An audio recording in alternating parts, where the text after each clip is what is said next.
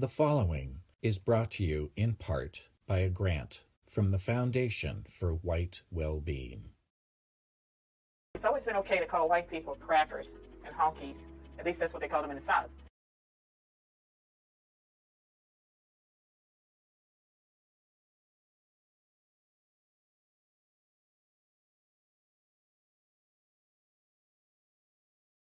You still have a situation where it's always been okay to call white people crackers and honkies. At least that's what they call them in the South. And that would be a form of anti-whiteism. But now the dictionary, actually has a definition for anti-whiteism: prejudice or discriminating against or hostile towards white people. And I believe that's positive to have a definition, a dictionary definition, because a discrimination can take place against white people. That there's a lot of hatred towards white people. We hear about the hatred towards racial and ethnic minorities, but there's a lot of anti-whiteism that takes place across America, and it should be on equal level with anti-blackness or anti-Hispanic or anti-Muslim, anything that's based on prejudice, that's irrational. White is just like any other racial or ethnic group. And many of the things that the progressives attribute to whiteness, it's really Western civilization that's under attack. And with the Smithsonian, they have argued at times that if you plan for the future, you get to places on time, if you believe in hard work, the math that you have to take in school to qualify for almost any type of occupation, that's racist. And just imagine and think about how dangerous that is. Because if you get large numbers of racial and ethnic minorities believing that math is racist, working hard is racist, getting to places on time is racist, that all of this is whiteness and that whiteness should be rejected, you are dooming millions of young people to failure if you're telling them that whiteness is evil and that all of these things that make for success, that people like me had to do to be successful, that somehow that's whiteness, somehow that's evil. This anti-whiteness, that's what it is, anti-whiteism. It's destructive. It's related to Marxism. It's part of conflict theory. And one of the things that really troubles me as a person that loves all people is to see the bullying and shaming of little white children that's taking place in public schools under the guise of critical race theory and diversity, equity, and inclusion. It is wrong. And it's important for all of us to stand up and call it out when we see it. In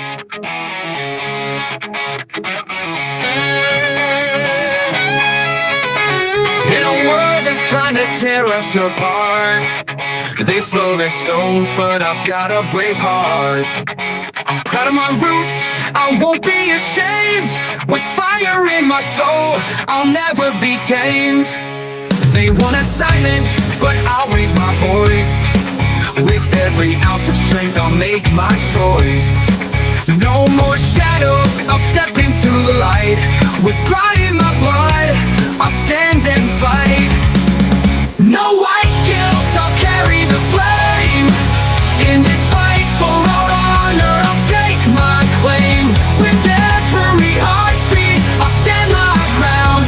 In a world of chaos, my voice will resound. They try to erase us, rewrite the past, but the sake of our heritage, it's built to last. I'll shout it from the rooftops, let the truth be known. With every step I take, I'm never alone. They can't take my spirit, they can't take my pride. With my brothers beside me, I'll never hide. Together we'll rise, we'll break through the night. With courage in our hearts, we'll win this fight. No white guilt, I'll carry the flame. In this fight for our honor, I'll stake my claim. With every heartbeat, I'll stand my ground. In a world of chaos, my voice will resound.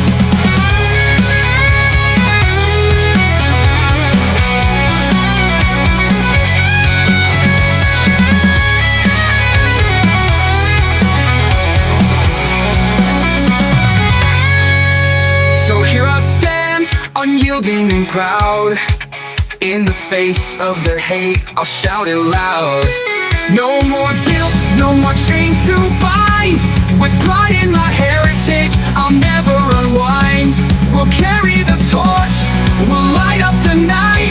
In this battle for truth, we'll stand and fight.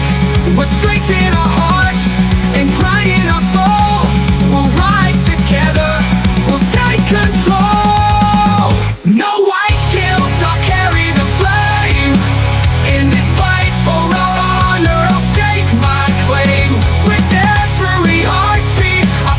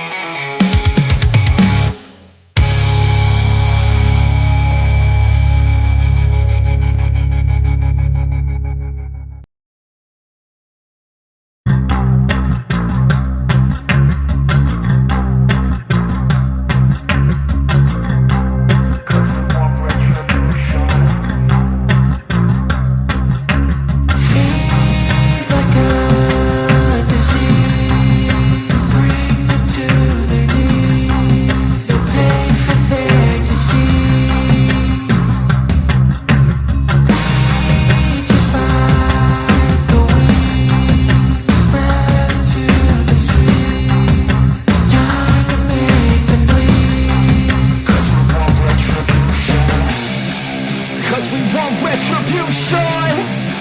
Oh yeah, we want retribution. Oh yeah, we want retribution. Oh yeah, we want retribution. Yeah, we ran out of patience for your love with a cold hard hatred. I can feel the vibration, feet in the streets, it's a new sensation. I wanna break faces on the pavement. I wanna make greatness look complacent. Adrenaline awakened, I can taste it. We can make an impact, grab and then take it. Like a disease, bring to their knees. Take for their disease. Just like a weed, spread to the streets. It's time to make a plea. 'Cause we just want retribution. Let's go light up the darkness. Make true of an empty promise. Flip cards in the weak and harmless. Take to the streets and turn them to a mosh pit. 'Cause we want retribution. Oh yeah, we want retribution. Oh yeah, we want retribution. Oh yeah, we want retribution.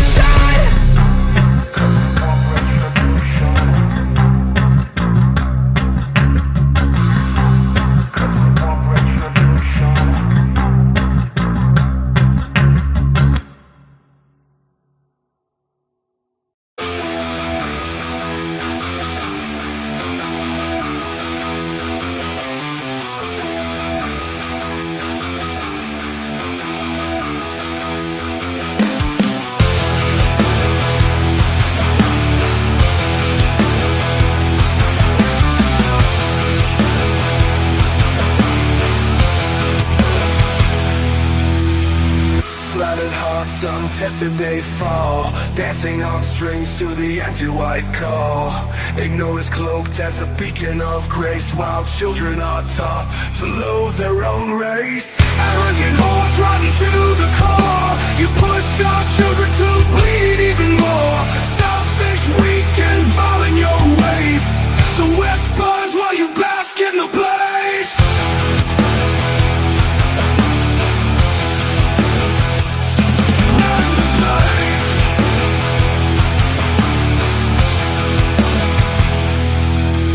Told to chase feelings, to follow the lie, blind to the truth as our culture dies. Pretending you're pure, pretending you care, as you shelter your minds from the guilt you can't bear. Arrogant hordes rotten to the core, you push our children to bleed even more. Selfish, weak and vile in your ways. The West burns while you bask in the blaze. But to chase feelings, to follow the lie, blind to the truth as our culture dies. Pretending you're pure, pretending you care, as you shelter your minds from the guilt you can't bear.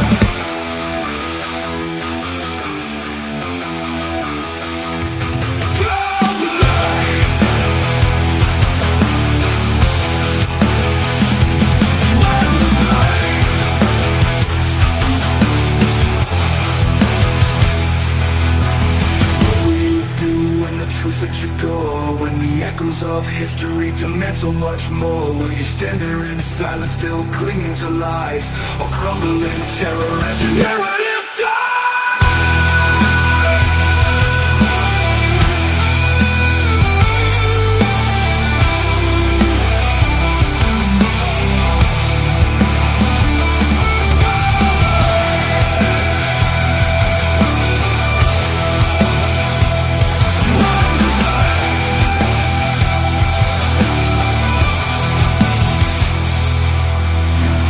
Your people for a fleeting applause, but your downfall awaits written in the laws. Anti-white women, your legacy shame. You scorch your own future in your poisonous flame.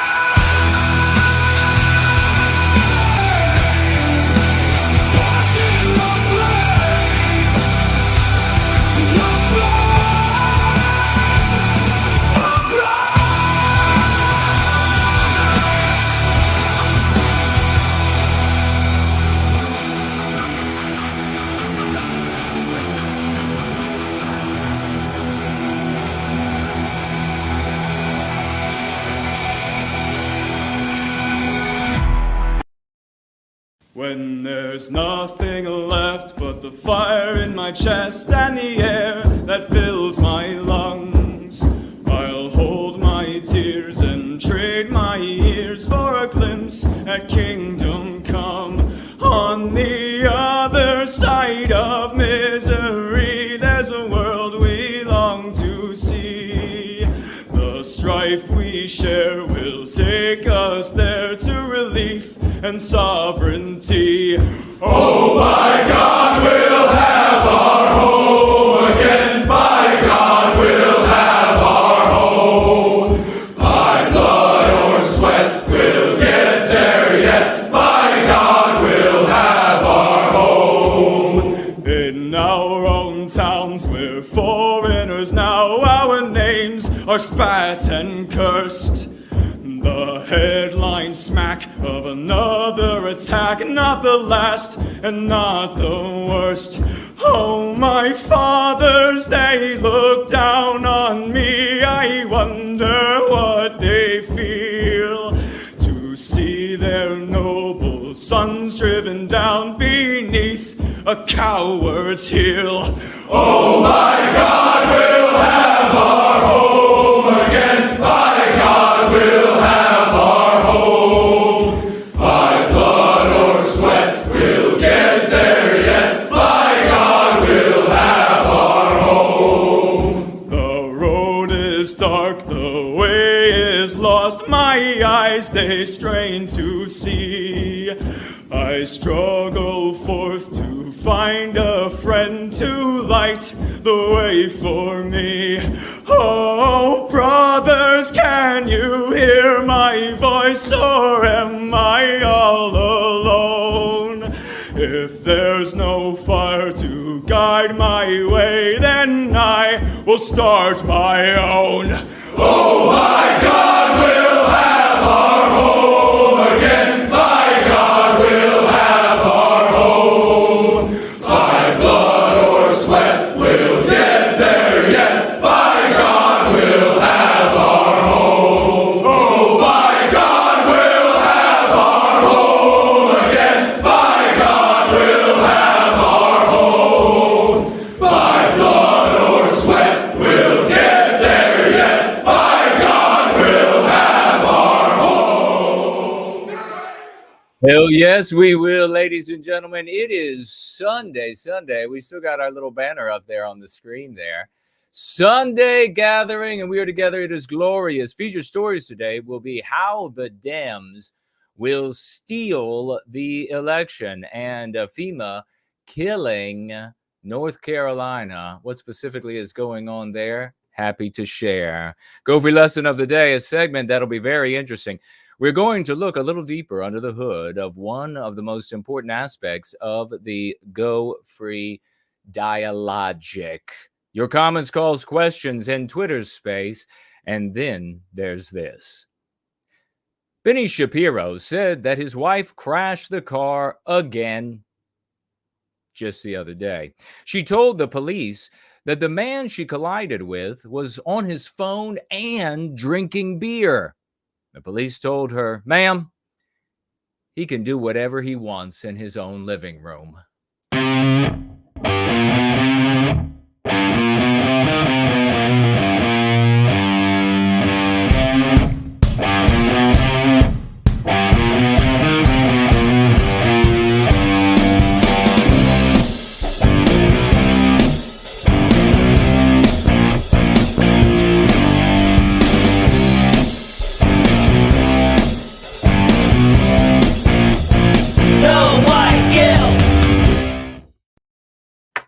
She's a reckless individual, isn't she?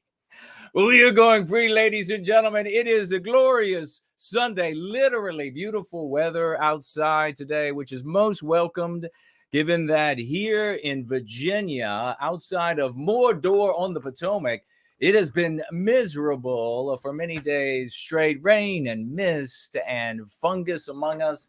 Everything in the area. So it's a wonderful day. It is warm. The sun is out. The clouds are white. It is 5 p.m. here in the once great state of Virginia across from Mordor on the Potomac. It's 7 in Sydney, 10 in London, midnight in Moscow. What time is it where you are? Well, we are going free in service to white well-being, the community, having the success, having the fun, having the victories, and making a place for our people on this once green earth and now anti-whiteism running it over. Let your friends know that we are together and that we are going to have a hell of a good time. We're going to be talking about several important things, some funny things over the course of the day, a big look under the hood. I decided to share a little bit more with you all, and why not? And so if you would like to financially gift over the course of the gathering to yours truly, you can do so. And you can head on over to Entropy, which is up and running, the Dude Bro Moment platform. You can head right on over there, and it is in the description below. You'll find that URL. You can financially gift there in cash dollars. On Rumble, which is up and running, it is cash dollars. Try to be no more than $1 over there when you financially give. D-Live, cryptocurrency, Odyssey, their cryptocurrency, cash dollars, all are up and running. Cash App is up and running, and I will be reviewing that. Subscribe Star is up and running. If you would like to find all of these links, you can head on right on over to knowwhyguilt.org, click on the financial gift tab, and you will see them all. But you will also see cryptocurrency wallet options for those who would like to financially gift with a cryptocurrency. You will also find a snail mail address at which you can write yours truly as well. And finally, if you would like to donate, you may donate to the 501c3 called the Foundation for White Wellbeing.org or .com. You will find the link for that as well at knowwhyguilt.org. When you financially donate to the 501c3, it is tax deductible in these United States. And please identify yours truly as the target of that financial gift. Also, I would like you to participate in the gathering over the course of our time together today. Tag me as Know Why Guilt to do so. You can do so on all of the numerous manifold platforms that we are on. I want to hear from you, and we will have a conversation. You can disagree, you can agree, you can say how wonderful I am, whatever it might be. At No White Guilt to do so. The @ symbol, No White Guilt to do so. Hello to everybody on the Twitter live chat that hasn't started chatting yet. The thread on Twitter as well. And of course on YouTube. Great to see Samuski here already starting off. He says it's 5:20 on the West Coast. It's a perfect time to be going free in service to white well-being. What time is it where you are? Cool Papa J Magic says 3:17 in the once great state of Idaho. Fantastic. What time is it where you are going free? Cass says it's 5:17 East Coast time. Great to see everybody. How do you like Shapiro's wife, for the love of God? She's like, but he was drinking. I saw he was clearly drinking, and he was texting. And so what if he was sitting on his couch when I hit him with my vehicle? So what if I went through the front of the house? Hey, before we have a little bit of fun, and I've got a couple of things to look at of Kamala. Boy, how apropos that Kamala has been doing the things that she's been doing lately, certain interviews, and maybe say a few things about this return to Pennsylvania and how well that went for Donald Trump and crew just yesterday. A glorious return to Pennsylvania, Butler, PA. But maybe what we'll do right away is we'll get right into how the Democrats are going to steal this election. How to be specific, the Democrats and, of course, their co-conspirators. How are they going to steal the election? Well, of course, in my opinion, they are going to try to steal the election up front by padding the vote. They have this rules that they have changed. We have talked about this many times across the United States for COVID that allows people to vote claiming that they are home and they cannot leave home. And so they will fill out a ballot, and then some morbidly obese Democrat apparatchik will show up and collect the votes and then go and dump them in drop boxes. All of this done, as far as we can tell from our reading of the law, totally illegal. But of course, I leave it up to CNN and their legal experts, which will say the opposite. Check them out. We know that they always have the truth, and the ear is against the door. Yes, it is. So that's going to be the primary route to steal the election, like before. But it is possible at this point, with as bad as everything is going for the Kamala, and of course, there are other tools, and we have reviewed those as well. So have many other channels. Content creators, of how votes are magnified, counted, bins and boxes pulled out from underneath tables when they need more, maybe even some tabulation happening inside some of these machines as well. And I think, what is there, 14, 18 states that specifically don't require any identification? Is that true? That don't require? In fact, California just passing a law saying that it is illegal to require somebody to prove that they're a citizen to vote. So it's just California is forever gone. And how did that happen? Well, it happened from Reagan amnesty. And so that's how you get to a point where California is forever gone until we recapture our destiny. Illegal to demand that they prove that they are. So the whole world will vote. There is also news coming in, by the way, from Australia and Austria. Is this true?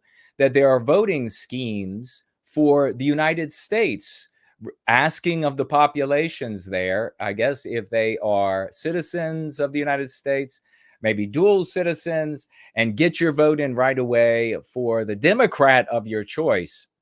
Everything is on the table for the Democrats. We've watched almost 4 years now of every norm, and this is white norm, and that is why white erasure is so relevant and important to talk about. Every norm, every white norm, when it comes to ethics, morality, all of these laws that have been put in place, so many of them being ignored, not just by Jack Smith, but so many others across the United States. It is beyond foolish at this point. It is beyond Mayberry idiocy to continue to believe that Democrats and their co-conspirators will abide by any laws, any norms, any ethics, any expectations of mores that once were the norm of the West and, of course, United States, now increasingly white erased. They've demonstrated for almost 4 years that they will not abide by anything in their bloodthirsty drive for anti-whiteism, outcomes that they are always happy with, anti-white outcomes. And so we can expect that it is not only possible, but probable that the anti-whites in government and behind government and in the financial industry elsewhere will endeavor to use every means at their disposal to prevent Donald Trump from coming to power, even if elected. Things are going very bad for the Democrats across the country. They couldn't look worse. People are leaving their, I wouldn't necessarily say their roles, although perhaps they are leaving the Democrat roles, but they are leaving the party to either vote for a Republican or no one at all. Many people came over with RFK, and Donald Trump is steamrolling through the country. It is obvious, it is inescapable, the energy and enthusiasm for Donald Trump. It may well indeed be more than the Democrats can cheat to get by. It may well indeed. And it's looking like that is indeed the case. We are under 30 days now to the election. So what will the Democrats and their co-conspirators, which means who are those people? Well, they are rhino Republicans. Some of them that you may think were Trump supporters or would otherwise stick with Trump. Who knows the kind of conversations that are being had in many of the back rooms in anticipation of a Donald Trump landslide that cannot be overcome by padding the vote for the Democrats, an entire system in place, which, by the way, is set up a context, an entire system set up so that cheating is possible and impossible to identify and prosecute. So this considered the prosecution of the criminals who are cheating, considered when the rules were put in place, legally and illegally, so that they could get away with the theft. That's why 2020 was able to happen the way it was. In my opinion, I don't know for sure, but in my opinion. So what happens when they get to a victory, an electoral college victory for Donald Trump, and maybe even, probably even, a popular vote victory for Donald Trump, given the enthusiasm in the country? And really, I think it's more than just enthusiasm, like it was for Donald Trump in 2016, enthusiasm for Trump. But there is a lot of fear regarding Kamala and what will take place in the country for people who are on the fence about Trump, for people who don't even like Trump. There's a lot of concern. And when you look even at the anti-white, otherwise Democrat press, when you look at their press, you see this fear coming out. Like, is Kamala really, is anything going to improve? Will things just keep getting worse? Will the wars continue to multiply? Will they continue to lurch toward World War III? So there's a real concern. There may be even a possibility of a popular vote victory. So what will the Democrats do?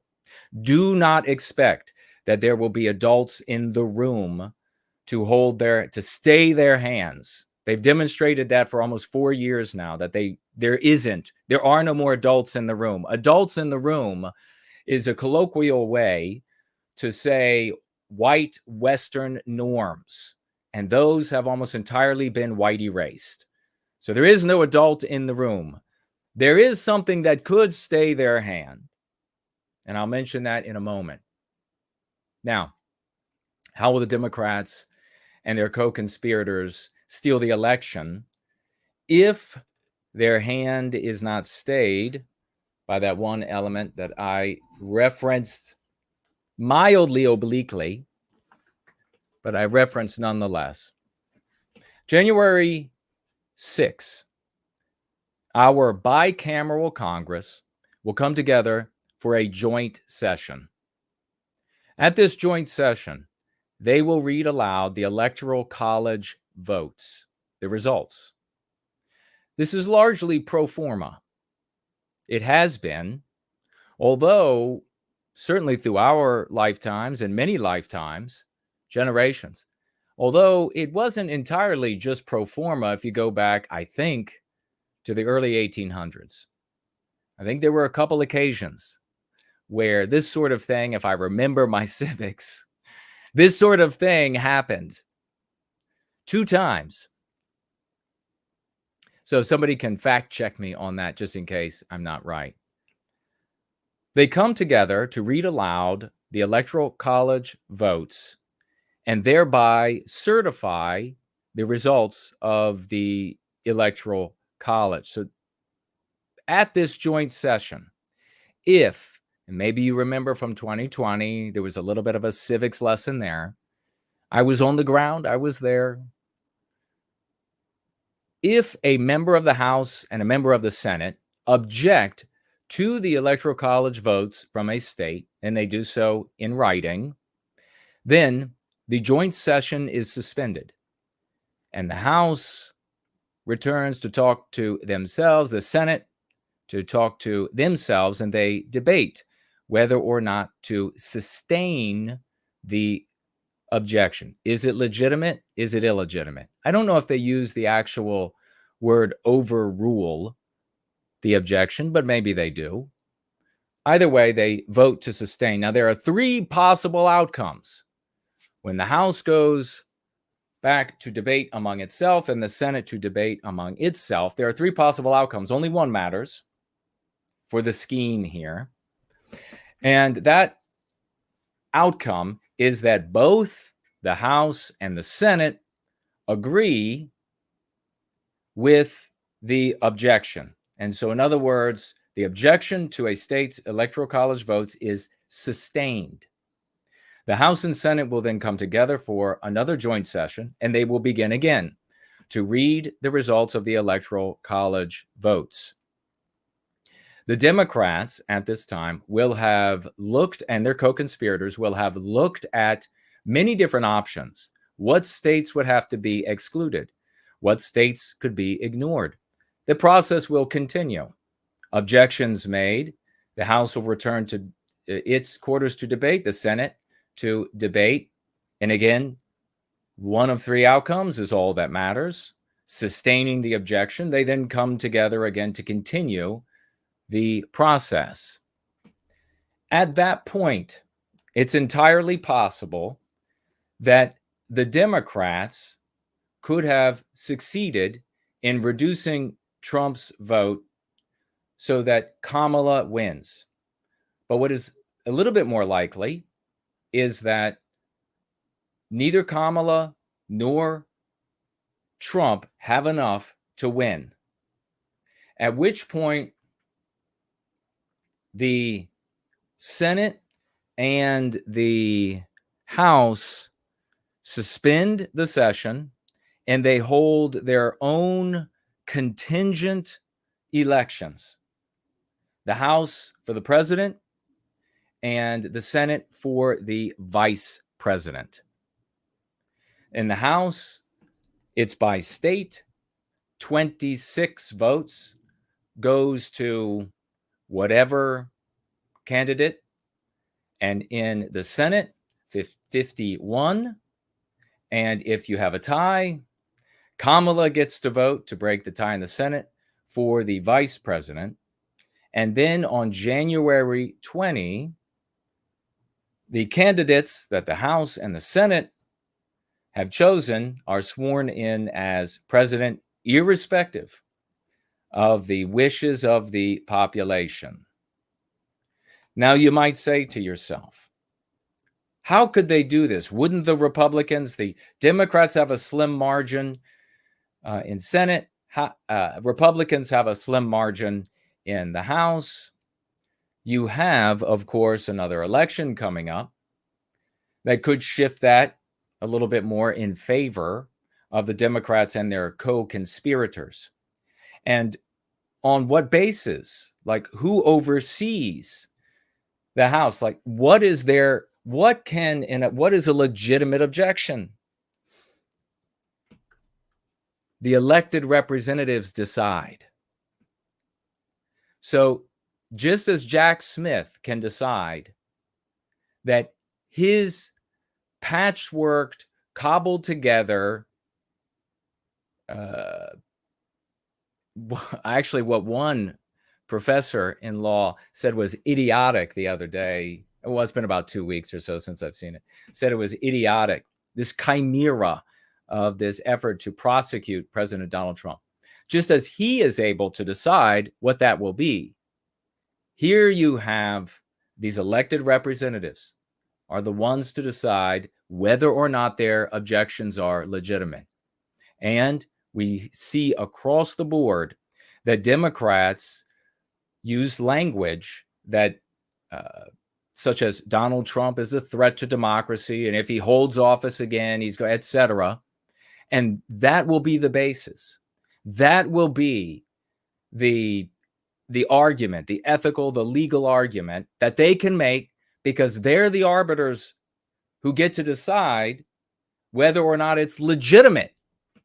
So if there are enough Democrats and co-conspirators to decide that a state's electoral college votes have to be excluded so that Donald Trump, a state or states, so that Donald Trump doesn't win, because if he does, he'll be a tyrant and the democracy will be over, then that's the only argument they need to make to themselves. So we were talking at the very beginning of this. Will there be enough votes? Will it be too big to rig at the ballot box? That same logic applies to what I'm talking about, because if they have to exclude, I don't know, 6, 8 states in order to get to a contingent elections in the House, one in the House and one in the Senate, that's going to be harder to pull off. That's going to be harder, and that's going to negatively affect more Democrats in office than a state or 2 that would have to be excluded. So do not for a moment think there are going to be adults in the room and they're going to say, you can't disenfranchise this entire Pennsylvania. You can't disenfranchise this entire Texas. You can't do that. And then have Democrats and co-conspirators say, well, you know what? You're right. We're just going to go ahead and let it happen because it's not the moral or ethical thing to do. Because they absolutely will do it. They absolutely will. They have lied and cheated this entire time. What's the one thing I mentioned at the beginning that they might not, that might stay their hand, that might prevent them from moving forward? If they have to disenfranchise too many states as well, maybe just one state, this could be an issue. But certainly 2, 3, 4, 5 states in order to have a camel of victory. Economically, big money holders could be grievously impacted by that because faith in the US dollar will diminish massively if the Democrats do that. Now, would that mean that the US dollar is going to fall and some other currency or bundle of currencies is going to replace it? No, but it will mean as the faith in and the confidence in the US dollar, because the United States now looks like a banana republic with the Democrats literally stealing the election at a moment when it's supposed to be pro forma and they're just supposed to give a check off to the results of the states. What it means then is the United States will have to kill a lot more people to ensure confidence in the US dollar. It means that there would have to be more wars, a lot more, perhaps, not necessarily with the biggest of countries, but it means that hostility will have to increase for the United States around the world to maintain confidence. This is a nice word they use, a euphemism, which means that the United States dollar is backed by you dying if you don't use it. That's how it works. That's the reality. So it may be that as bad as the anti-whites who call themselves Democrats or who call themselves Republicans and would be co-conspirators in this scheme, even though they desperately want the anti-white outcome of not allowing Trump to take office, even though Trump is not going to be white positive, he's just not going to be anti-white enough, even though they desperately want this, the big financial backers that get them into office, that keep them out of office, that give them all of the perquisites and everything else, that hide all the jaded little gross secrets that they have in their closets. It might be that these people step up and say, I've got too much in the game. I'm too vested in the United States dollar to allow you to ruin my net worth, at least in the short term, which is what, of course, would happen to their net worth, at least until the United States killed enough people to restore confidence.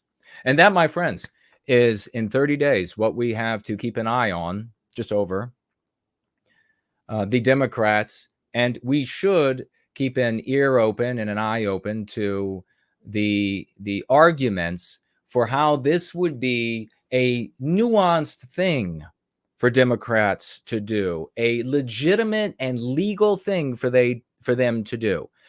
Because the more they make such arguments in the public, the more likely it is that they are trying to introduce people to what they are about to do, so it won't be such an enormous shock. Keep your eyes open for that.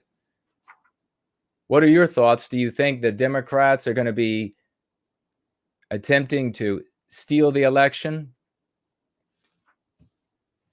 in the way I just articulated? Do you disagree? Tag me as No White Guilt, and we're going to proceed with Kamala. Kamala, and where has she appeared lately? Oh my goodness. Appeared on Call Her Daddy. What did you all have to ask, though? What did you all think of Donald Trump, Elon Musk? Was that something? Elon Musk jumping up on the stage with his dark MAGA hat. He says he's not only MAGA, he's dark MAGA. The beginning was most meaningful to me. Donald Trump returning to Butler, PA, and of course, the Secret Service in there in force this time. Donald Trump behind bulletproof glass, probably bomb-proof to some degree as well. And this Corey comparator and the memorial to him, absolutely moving, beautiful. Pardon me. You had, what was that singer's name? Well, the bells rang exactly at the hour and minute that the shots rang out. Killing Corey, killing Donald Trump, but for the grace of God, maiming two members of the audience. And they went quiet, and a bell rang. And then Christopher Macchio, a legendary opera singer, sang Ave Maria. Tears were in everybody's eyes, including mine. I mean, it was the most beautiful thing that you can imagine. Really something, really very moving. But what I thought also, and I think so many people are missing, historically, people will go back, and I think we'll say more about this and we'll put more weight on it. But Donald Trump getting up on this stage and saying, as I was saying, is the baddest ass line, one of the baddest lines said in all of American history, and therefore all of Western history. It is, in a real way, akin to Waney Weedy Weeky, Caesar's I came, I saw, I conquered, Malone LeVay, come and get them for the weapons, King Leonidas. It is, in a very real way, akin to those lines and others. Because when he stepped up there and said, as I was saying, it was not just picking up where he left off from where an assassin's bullet took his life but for the grace of God. But it was everything that engendered and that assassination, that hoped for that assassination, that regretted the failure of that assassination, that created the networks for that assassination, that laid the groundwork with the ideological anti-white moral imperative for generation upon generation upon generation. All of that was wound up in that assassin's bullets that streaked across that stage at 3,300 feet per second, killing Donald Trump, but for the grace of God. And he returns there weeks later and says, as I was saying. Now, granted, if it wasn't coming from a lovable, old business, very successful businessman and entertainer, if it came from a real grizzled warrior for the white race, like King Leonidas, like Caesar, like John Wayne the actor in the movies, if it came from somebody like that, maybe more people would be able to appreciate the potency, profundity of the sentence, the pithy sentence. But I thought maybe in time, people will finally put together that that was one of the baddest ass things ever said in human history. Tag me as No White Guilt while we're together so I can have a look at the kind of things that you are saying. Are you agreeing? Are you disagreeing? Cass is here. Marilyn is here. The great Brand Danger was here. Brand Danger says, as I was saying, it was freaking awesome. Yeah, I mean, it was. Like I said, I mean, you can imagine if it came from somebody who was much more of a warrior for our people. If General Patton had said it, for example. If Patrick Henry, Stonewall Jackson, I mean, if somebody who was much more of a warrior for our people had said this, it would have been more instantaneously, I think, accessible to the Doritos, Cheeto-eating fat slobs that compose our population now. I mean, it's just, oh my God. Oh my God. It's what happened? What happened?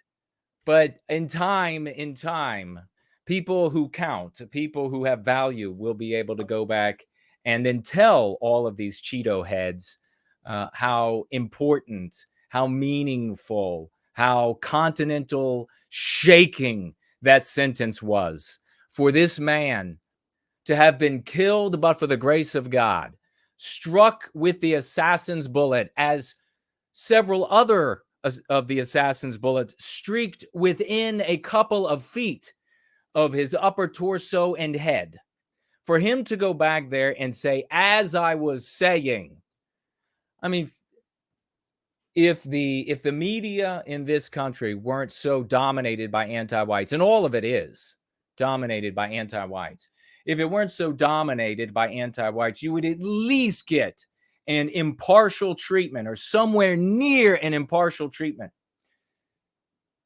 of the power, the courage, the strength, the indomitable will, the victory, the triumph over, again, not that individual Matthew Crooks assassin, but everything that I articulated that constituted and gave birth to that anal polyp, so that on that day, he, for all of them and that, was ending the life of Donald Trump for not being anti-white enough. Just magnificent. And then, like I said, Macchio stepping up, singing Ave Maria. He then stayed around later. At the end, Donald Trump at the beginning, I don't know if you watched it or not. He said, he's going to do this speech. The man is old, and he's going to do this long speech. And then he said, I hope you'll stick around. I'm going to go back into the tent, and I'm going to listen to all of the wonderful music that Macchio is going to sing at the end. Instead of leaving, Trump stood on the stage the entire time until Macchio was done. This old man, and then walked up, stood on. How many people Trump's age, 10 years younger, could just stand for that long? Could even just stand. He stood there the whole time with Macchio, who sang, he sang a couple of patriotic songs. And what was the religious song? Christian, which I was very surprised. Beautiful. I mean, this guy's voice is mellifluous. It is magic. It was truly amazing. I loved it. What did you all think about it? It was powerful. It was what an American story. And even if you don't like the guy, you have got to take a step back and say, that was some badassery right there. You don't have to I don't have to and it's been plenty of times in my life that I've looked in history and even contemporaries, especially like in sports, and really not like. But because I'm an adult, because I'm mature, because I actually grew up to be a man of the West, like so many of the boys out there, when somebody hits it out of the park, when somebody's a badass, you recognize. And that's who could not recognize this. Reynold Whitewolf said it was a very edifying speech. Al Hengel says, when you said anal polyp, I thought you meant waltz or Kamala. Yes. Yeah, Ave Maria was what he sang, but at the end, he sang several more, and there was a, what's that? How Great Thou Art. That's what it was. The Christian song, How Great Thou Art. I mean, I was just like, not a dry eye. This guy, give me a break. The voice on this guy. Wow. Wow. Every time I have an anti-white interrupt me, as I was saying, Samuski, yeah, that's awesome. Linda saying, have you got a clip of the singing? I don't. Maybe I'll pull one up for Wednesday. I didn't have time for that, but yeah, magnificent and really special. Let me just make sure y'all didn't say anything else about. Russ says, I don't know that general. Tag me again. Tell me who that is. Was that from Rhodesia?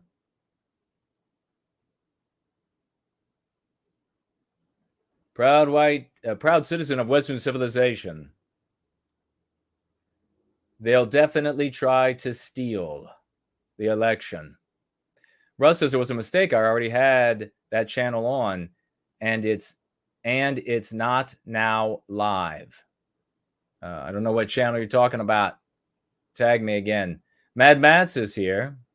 Like Comedies is here. Finger Fretter, Cindy Pin, Cool Papa J Magic. Evening, brother.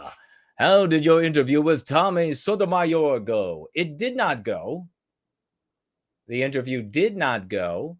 And perhaps I will, maybe on Wednesday, we'll talk about a little bit more detail about what happened. But essentially, Tommy was pretty enthusiastic, it sounded. And I thought it was a little odd when he said, pick any day and any time, and we'll make it happen. I'll do it. So after I had asked, when do you stream? And then I'll be there. And he said, just pick any day and any time. So I did. And he said, fabulous. We'll do it. But he never showed up, and he has invited, and I didn't hear from him in the subsequent days. So I didn't think it was going to happen since I didn't hear from him. But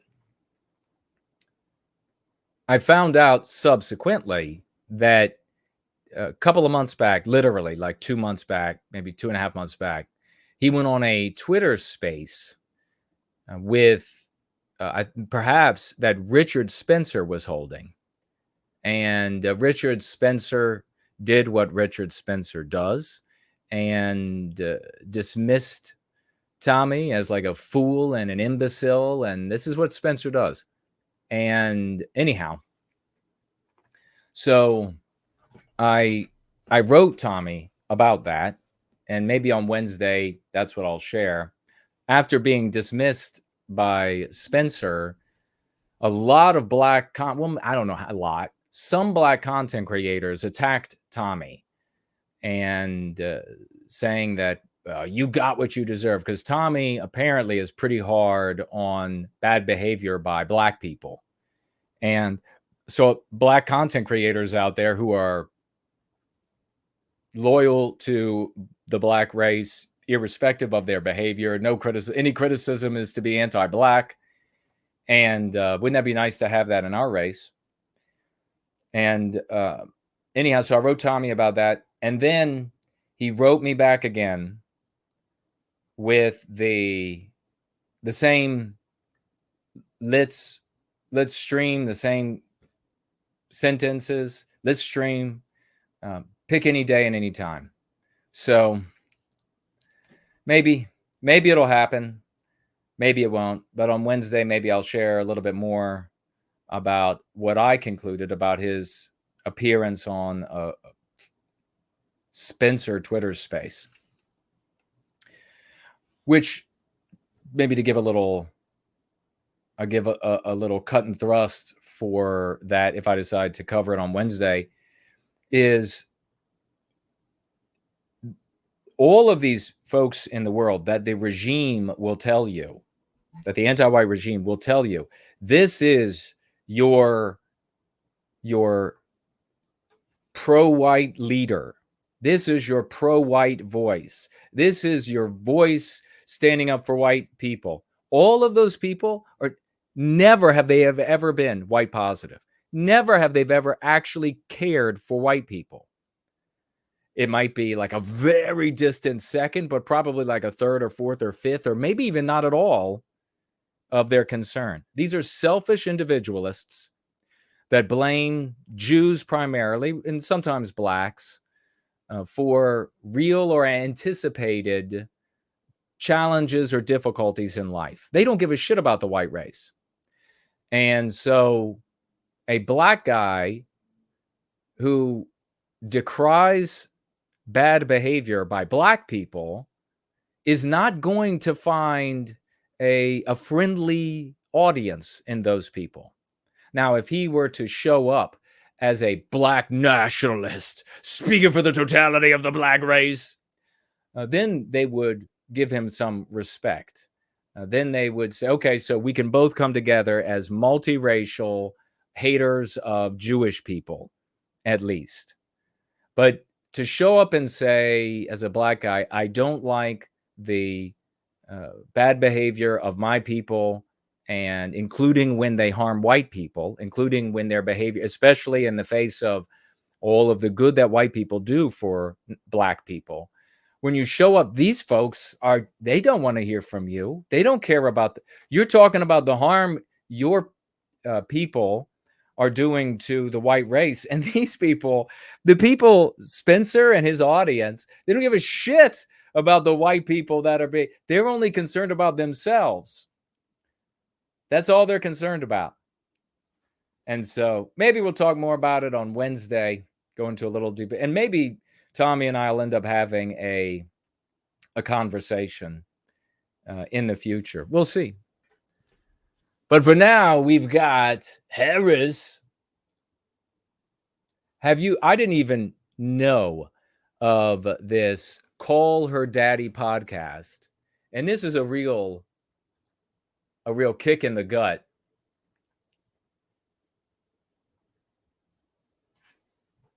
This is a real kick in the gut because this woman who runs this, does it say her name here? This woman who runs this, she is, as a consequence, and you'll see in a moment, a colossal millionaire.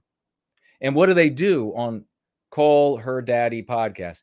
It's all about female empowerment, and female empowerment, and you're going to have to just forgive me. It's not my conversation. It's the conversation that a lot of, regrettably, white ladies are having. Apparently, there are college parties where college girls are getting together, a lot of them white, and listening to this absolute pornographic filth. This woman is the number one on Spotify. The number one. This is where a massive percentage of the white female population is at mentally. This is what they're doing. So she outright says that the Call Her Daddy is to say that women are in charge, not men. So they want to be called daddy. And they call the girls, like the listeners, like the daddy army or something stupid, of course, something really just asinine and childish. But this is pure filth. They talk about how to cheat on men. They talk about how to manipulate men, hurting them to be able to manipulate them. They share this kind of advice. How to cheat on men without getting caught that you're cheating on your man, like the kinds of tools you have to use. They talk about, and this is apropos for Kamala, they talk about giving oral sex to men, insulting men, mocking men, how to give oral sex to men, how to, I mean, just the most disgusting that you can imagine. How can this exist? I mean, there's a lesson here, isn't there? White erasure of our mores. That's how it exists. There's nothing to hold back the storm of the deepest, dankest, foulest, absolute infections between the legs of these girls. There's nothing to hold it back. Absolutely nothing. Because of white erasure. But let's see. So Kamala was right at home with this crew of whores. Vice President Kamala Harris reportedly sat down for an interview on the Call Her Daddy podcast this week, with an episode set to release sometime next week. The Democrat presidential candidate appearance on the mega popular podcast was confirmed by a campaign spokesperson to, is that Axios? The outlet reports. Call Her Daddy is Spotify's second biggest podcast, coming in just behind the Joe Rogan Experience. So Joe Rogan has a bunch of guys and girls, but mostly guys showing up. And have you seen a Joe? I mean, it's just like, it's the lamest, dim-witted, imbecilic conversations. And I don't know whether he's acting like he is that dumb or he actually is that dumb, but the conversations are banal, useless, ineffective. They are actually detrimental to their viewers. Like, for example, one of them, I wish I could remember now exactly what the subject matter was. What was it? It was something that had to deal with cells. They share so much lying bullshit on that show. Not telling guys, not the equivalent of Call Her Daddy. Not even remotely close. Harmful to the males watching. But there was one that's coming to mind about, was it the colors? Was it the shape of DNA? Was it, maybe it'll come back to me as it's been a while now. It's been a while now. And the guy that was there was saying, see, this is the shape. This is a scientific report. Does anybody know what I'm talking about? Did you see this? And must have been a shape. And this is a legitimate scientific quarterly. And Joe Rogan's like, oh my God, I can't believe. Totally ignoring the reality that the researchers said that they artificially put things in this shape to share the info. Maybe it'll come back to me while we're talking. But that's the level of stupidity that they share there. I mean, it's like the equivalent of the trucker CB shows that truckers used to do over there, CBs, for decades. And it was just like, now, I mean, plenty of smart and educated truckers in the world. But I think the guys who were holding these shows were not the best. They were not the brightest of the truckers. And they would wax endlessly on different kinds of subjects, different topics, from their fucking asses. That's the equivalent of the Joe Rogan show. one tier down, the female population of this country, and of course extending beyond, but the Western world and English-speaking countries, is this female, this misandristic, anti-white, female domination, gynocentric, disparaging men, shitting on men. And this is what all the girls are showing up to listen to, having these parties in their dorms. So since Kamala climbed the ladder with her head. Yeah, I did that. Since Kamala climbed the ladder with her head, this was the natural place to show up, isn't it? Alex Cooper is the girl's name, the creator and host of Call Her Daddy, recorded her episode with Harris on Tuesday, according to Axios. The outlet reports that the episode will focus on reproductive rights and abortion. Well, as well as reproductive rights. You want to have the right to kill the baby. I get it. Because this girl, this Alex Cooper, they literally teach high body counts as something positive for females. They literally teach this. Absolutely revolting. Disgusting beyond imagination. So yeah, if you're going to have this massive body count and you're going to be full of toxins and viruses just spilling out like this whore everywhere she goes. I'm sorry. Just like everywhere Alice Cooper goes is that slug trail. Everywhere she goes. And all of her acolytes, same thing. Everywhere they go, slug trail behind them.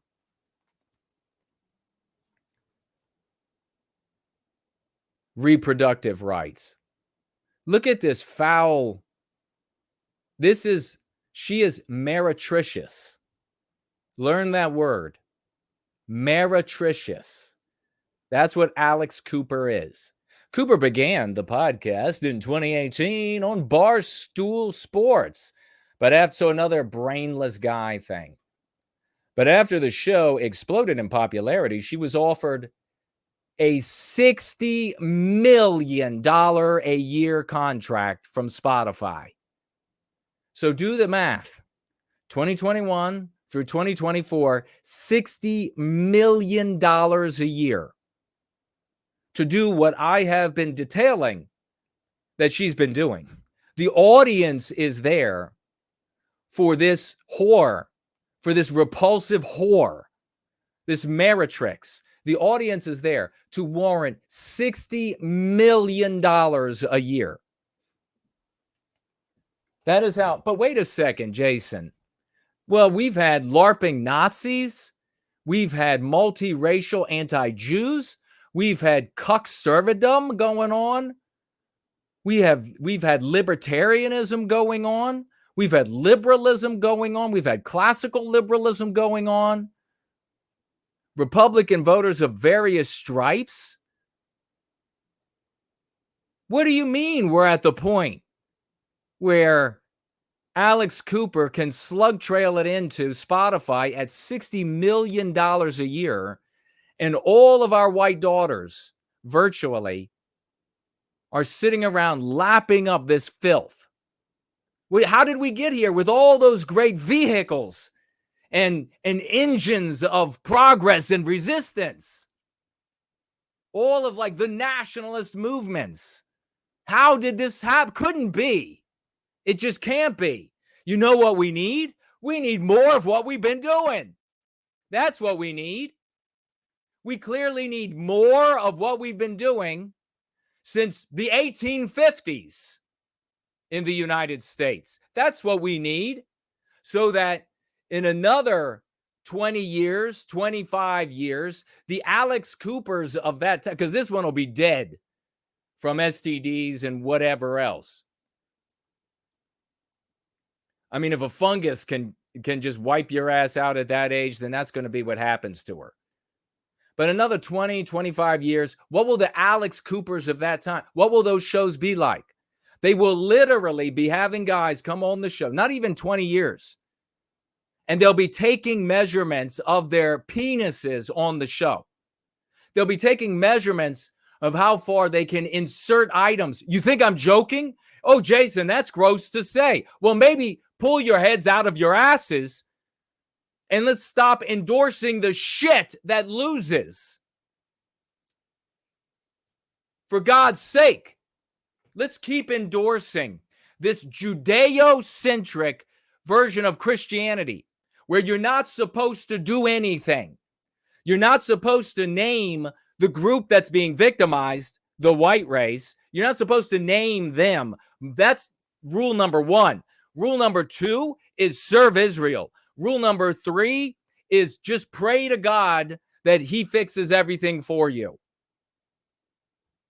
And except for your service to Israel. That's what Judeo-Christianity has given you.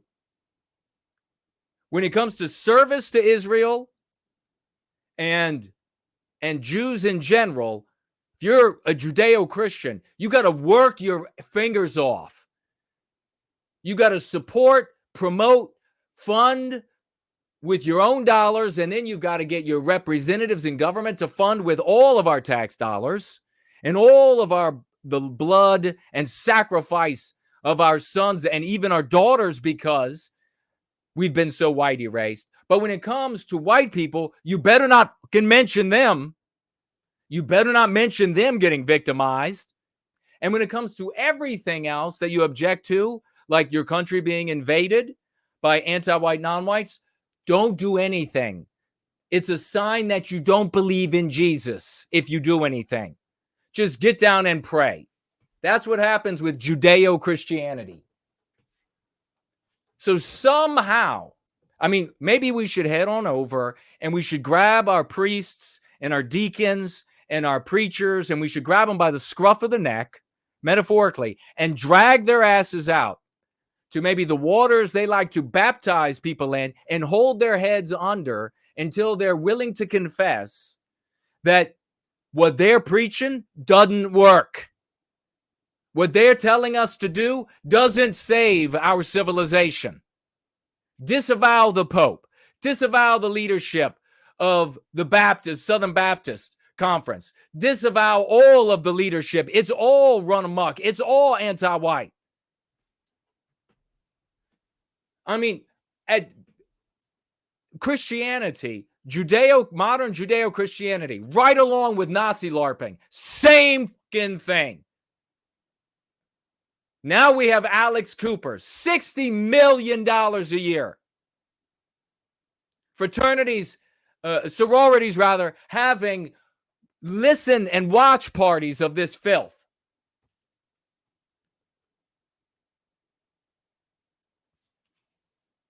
$60 million a year contract, Spotify, and recently signed $125 million contract Alex Cooper has signed with Sirius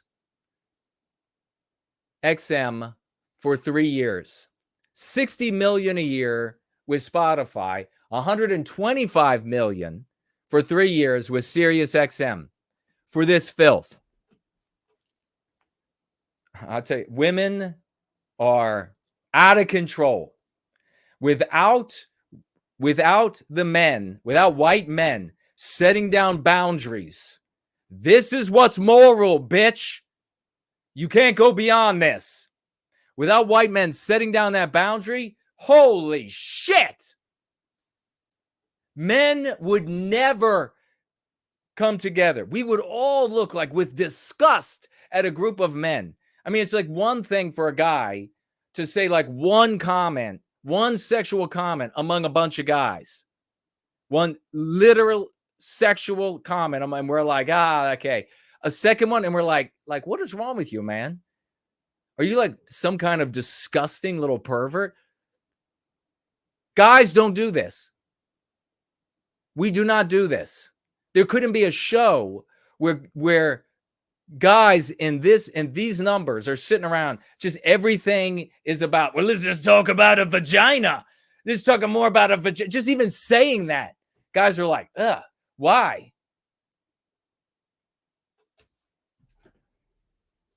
Absolutely disgusting.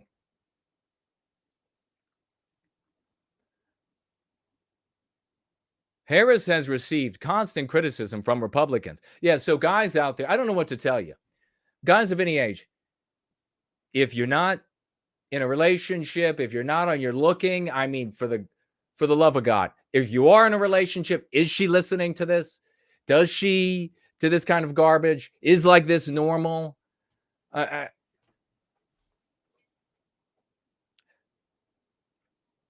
So Harris has received criticism from Republicans, from some members of the press for taking a very few interviews since she stepped into the presidential race in July. The upcoming Call Her Daddy podcast marks one of the first times Harris sat down for an interview. And then they're going to go after Donald Trump, and they're going to try to, well, Donald Trump talked to some guys. Here, attention star. Donald Trump went on a podcast that caters to attention-starved guys, and they think that's funny. They think that's, so the females are out there all banging like a gaggle of filthy, disgusting whores. The top 10% of pretty faces of the men out there. And then they mock the rest of the guys out there, attention-starved. Wait until all of these attention-starved guys, because the whores are all they made themselves concubines of the prettiest faced guys, and then the darkest features one as well. They've made themselves concubine whores of these. Wait till these guys, good Lord willing, God in heaven, decide to follow a moral hero like myself, because we'll burn your shit to the ground, bitches. We'll burn it all to the ground. All these guys that, I mean, the reason why we have a situation where we say one woman, one man is because when we don't have that as law, and then every man can find somebody to spend his life with, not only for the sexual aspect, but a partner, an emotional aspect, to be the other piece of the puzzle that the couple is supposed to be, so that they can rear a family, the purpose of couples, so that they can rear a beautiful family. When you have a situation, which is what we have now, where that marriage, that purpose has been white erased, it's been white erased, you end up with the same outcome that rulers throughout time have found themselves in deep water because they've tolerated it or they've enjoyed it. And that's where some of the guys get all of the women. And then at some point, all of these attention-starved and these shat-on guys, the girls, nobody has to treat them with respect. And by the way, as an aside, I'll come back to my point. Surveys have shown that the vast majority of men would rather be without a woman than a woman who disrespects them. I can definitely vouch for that. Much rather be alone than have a woman around that disrespects. But that's all women now. It's all disrespect. Because that's your option now. You can have the slug slithering whores like Alex Cooper and her "we're in charge now," or you could have the lighter version, total disrespect. Those are your options now. So back to these rulers. They either entertained or allowed or enjoyed these, some guys get all of the women, and then all of the shit on guys, all of the attention-starved guys, they finally find a real leader. And then that real leader leads them to destroy the system that created that.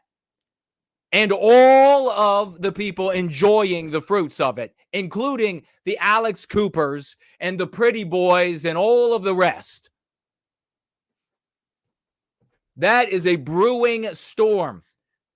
As long as these guys continue to be entertained by this total asininity that you see in Spotify and elsewhere, as long they're going to be quelled for a time, as long as they're being entertained and imbibing nonsense from LARPers and the rest, Alex Coopers and the folks enjoying the status quo, they're going to be fine. But at some point, they're going to find somebody like me. And then they're going to come for this system. And that's going to be the end of it. Alex Cooper, everything will be taken away. $60 million. And then you look, you have these other OnlyFans whores. They just had one that they were doing news on the other day. Another one with like $100 million. $100 million to this nothing whore.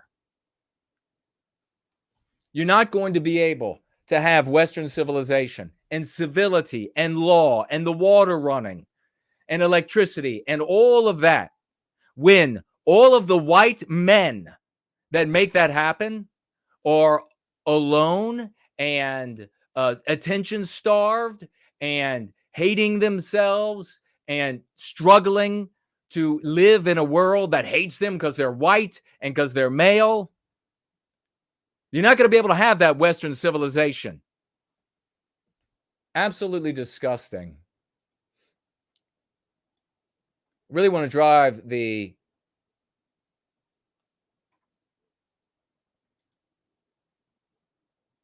point home about that. Here's another article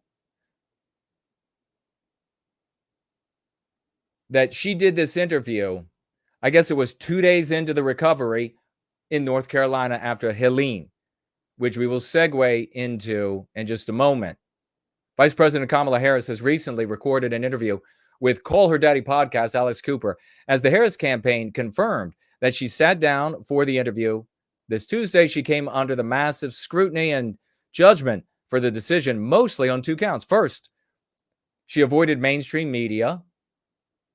And second, America was braving through Hurricane Helene at the time. The vice president chose to sit down with a let's talk about the blowjobs that you give, Kamala.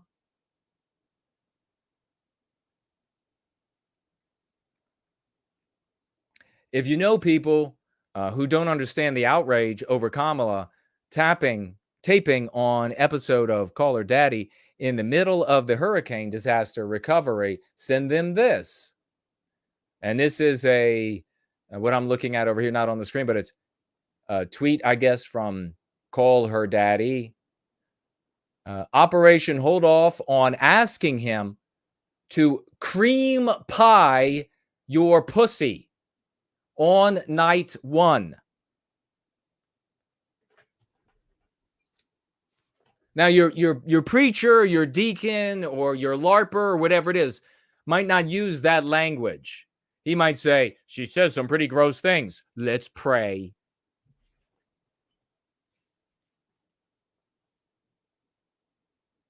They call it this week's episode and graduate from slut camp. Calling the audience "come savages." I mean, this is as fucking disgusting as it can get. This is exactly what I said in junior high school. And I've told you all so many times. I said, you get rid of our norms. I told the teachers, I told my peers, it's all under attack. It's all being, I didn't have the concept white erase yet. That was in years to come. But it's all being erased. It's all being destroyed. And it's all that holds back the most degenerate, the most illegal. And I've told you before, back then, I said they would go to the prisons and they would talk to John Gotti to do commercials for like Nike. And it's well beyond that.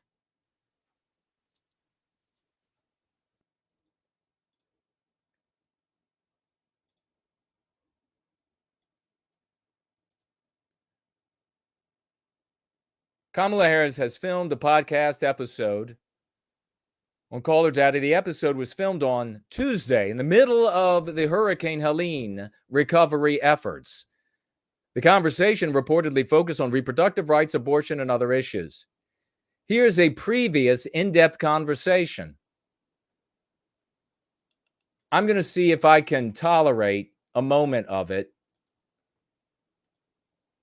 so that we can see. I want you all to really focus. Now, we've had generations of multiracial, anti-Jew people. And that vehicle, those vehicles and that argument. Generations of a Nazi party. Generations of conservative dumb. Tea Party dumb. Generations of abstraction cowards. Generations of liberalism. Generations of libertarianism. Generations of efforts, nationalistic efforts. Generations to push back against the filth.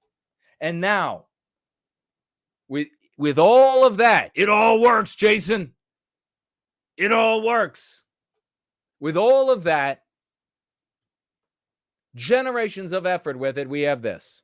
Number 2 on Spotify, $60 million a year, $125 million on SiriusXM. How do you work with the balls and the asshole Okay, on so a man? the balls, like, it really depends on the guy. Like, It some does. guys don't like it. Yeah. Some have less sensitivity and you can tug on them, Yes. put them all in your mouth. Yeah. Like, some Other guys, are like, fuck. yeah, it hurts whenever you Yeah. try to do it. And it's so interesting to always see like the difference. This is not behind some dark curtain at the back of some filthy movie store located in a ramshackle office and area. And even in the back corner of that, in a bad part of town. This is number 2. The number 2 listen to podcast on Spotify, and $60 million a year, $125 million from SiriusXM.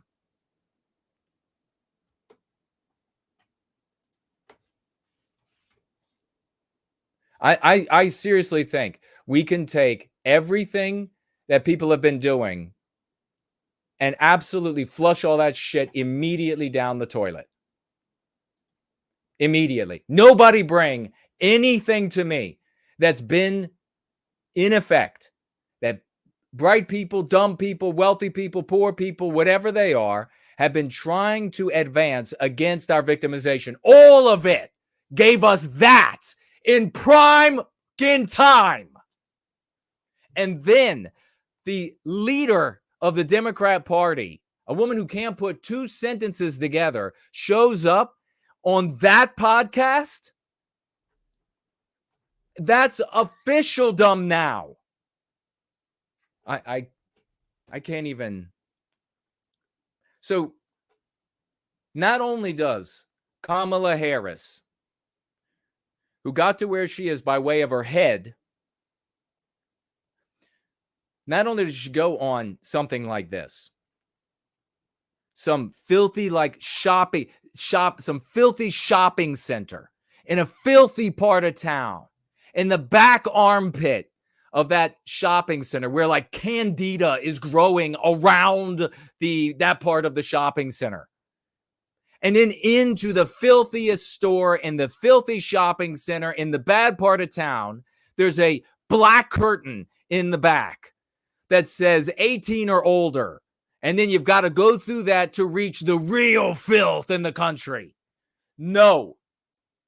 Prime time. Filthy rich woman.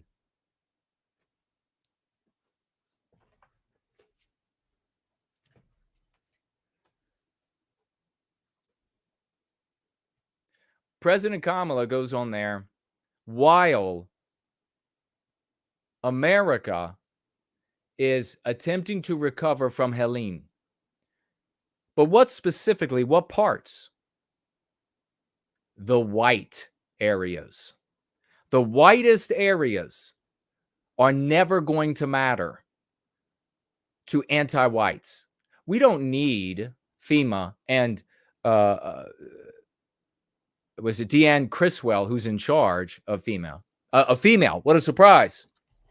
And an Anglo-Saxon surname.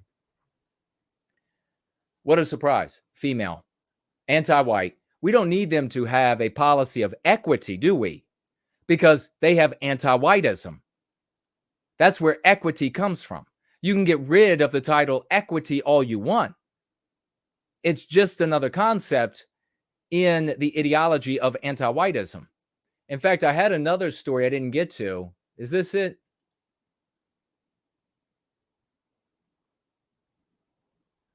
I could put that up on the screen so you could see.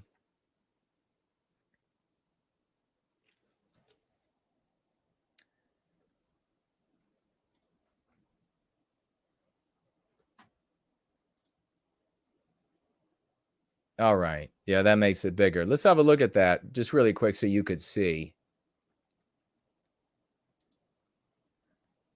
Goal 1. This is FEMA's website. Instill equity as a foundation of emergency management. Instill equity as a foundation. Again, you can get rid of the concept or the word equity all you want. You still have anti-whiteism until you call that out and destroy it. And look what we have here. A white person standing on the least amount of help reaches the same level as non-white people and cripple non-white people with much more help. We're talking about emergency assistance. So we'll give you white people less emergency assistance because in the final nebulous eventuality of the future, you'll be at level X. And we've determined that level X is where all peoples should get. And so therefore, to get non-white people to level X, well, they'll get the full assistance. Hey, non-white people, if you're living in a mostly white area, you better move your asses out of there. You better move out of there real fast. Because any disaster hit that area, and the anti-whites at FEMA and Homeland Security are going to take a look at the demographics, and they're going to say, it's really white, it's getting the white treatment. That's what we know the anti-whites just did with North Carolina. That's what they just did. They looked at the demographics, and you're getting the white treatment. Not the Americans, all these conspiracy tards out there. It's what they do to Americans. It's not what they do to Americans, you son of a bitch. It's what they do to white people. Every other group getting benefit. Look at this fucking chart. Is that what they're doing to Americans? Only non-white people getting hurt in these areas are collateral damage. Because the target is the white race. They don't give a shit about Appalachia because it's almost entirely white. I'm so sick of having to just shout this out at the world myself. And even people who claim to be allies, they go out and they talk places. And no, they don't repeat they don't repeat exactly. This is an attack on the white race. No, they say some sort of mealy-mouthed, let me make the abstractionist cowards feel better about that. Well, fuck them.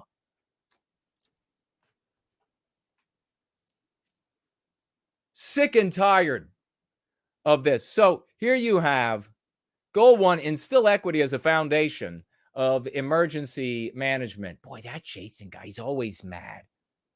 Yes, I'm mad.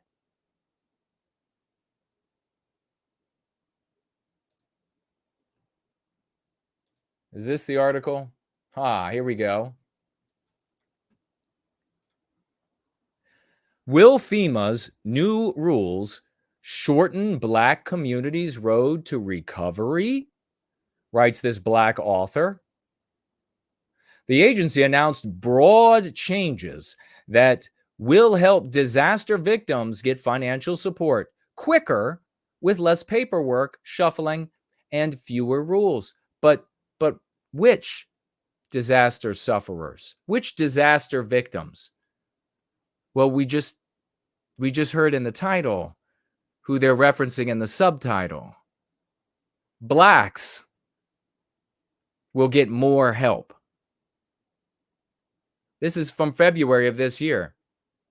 It has been 29 months since the second most damaging storm to hit Louisiana, bringing gaps in the country's federal aid and recovery process to the forefront. Gaps. Everybody gets the food that shows up, the water that shows up. Everybody gets it. And then white people have X outcome. And if blacks or any other non-whites don't achieve that same outcome, in other words, they don't take the same resources from FEMA and prudently, circumspectly employ them in their lives, as was the case prior to the lives of the disaster. So the white people, to whatever degree, prudently, circumspectly, using their wealth, providing for the future, etc., versus some black people. If you have a disaster and the white people who prior to the disaster had prudently, circumspectly provided for the future, set things aside, etc., and have families and that white families who are doing the same thing, connected to them by marriage, by blood, etc., so that they could lean on each other in a fair way, that if on the other side of the disaster, the white people use their resources given to them and the black people use their resources given to them, and the white people end up better, not just because of those resources, but because of how they manage those resources and how they manage their life prior to the disaster, then that means that white people are evil and they need to get less from FEMA disaster management so that non-whites can get more and then magically come out in the same place after the storm, after the tragedy, after the calamity. This is the thinking of the anti-whites. So here you have a black author, capitalnews.org. Beneath the tarps, idle homes sag into the earth as the shadowy bloom of mold has become the only life following through them. In Edgard, which is 90% black, dozens of the town's roughly 400 homes still sit abandoned. Okay, so exactly what I was saying. I know it's hard for a lot of midget-wits and mid-wits to compute. White family provides for the future. White family has organized in a way that if tragedy strikes, like they have insurance, they pay insurance. Black family, in the scenario I'm giving, no insurance, haven't provided for the future, right? Disaster happens. White family takes FEMA's aid.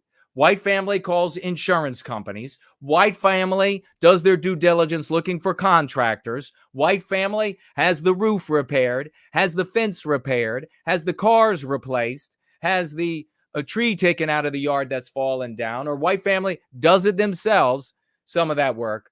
Black family takes the resources from, in this scenario, from FEMA, doesn't do any of that shit. House is still crushed in, full of mold. White people's fault. Fuck you. This is anti-whiteism.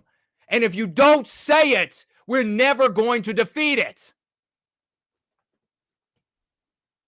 Sick and tired of this. Every one of their arguments. In recent years, the Federal Emergency Management Agency, the group tasked with disaster recovery, has often been accused of using racialist policies that have stunted recovery process for the state with second highest share of black residents and allowed ghost towns to pop up. Fucking live in the shit you make.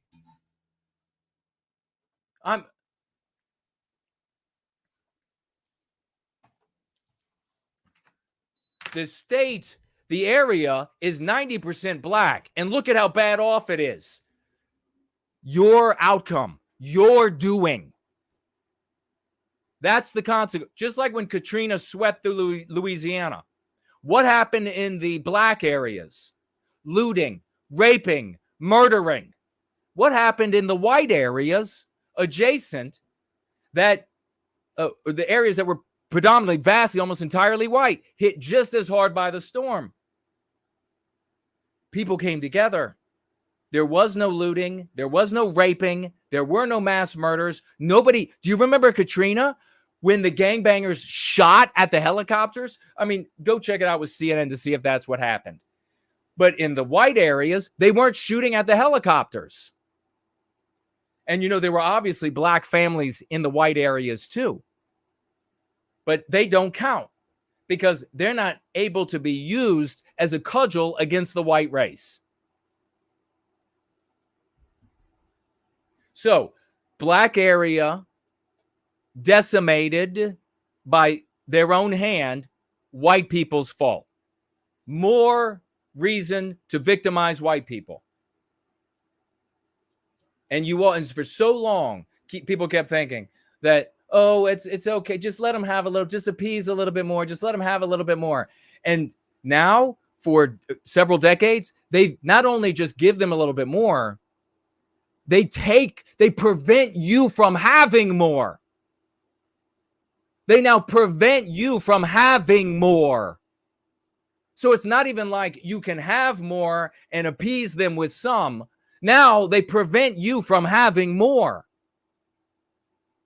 This author is celebrating the rules that are going to undermine disaster recovery for white people in February of this year. And what do you see now in these white areas? FEMA not showing up. And to differing degrees, we'll talk about it. This is where the rubber meets the road. You see, here's how this works. White people, all the selfishly individualistic white people, and the white people, selfishly individualistic white people who can escape this with their wealth and their connections and etc. They turn around and they say, you know what? I got an idea. If white people are victimized worse than non-white people, then they won't be able to claim the white people in the Hamptons are racists. Because we'll be able to say, look at what happened to all the white people in Appalachia. So clearly white people aren't racist. We're making sure white people are more decimated, are dying more, are sick, are more sicker, are dying more from cancer.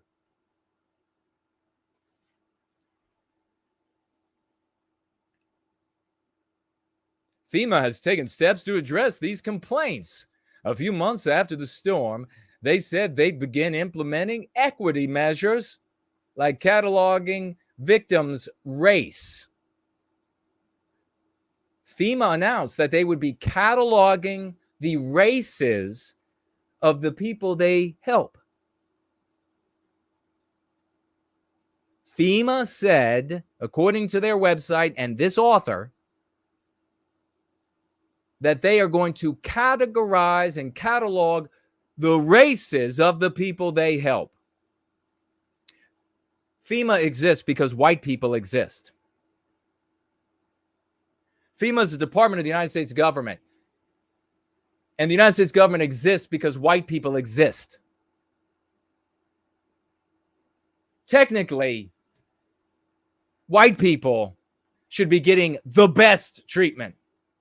We pay the lion's share of taxation, at least according to all of the documents that I've looked at. Check it out for yourself.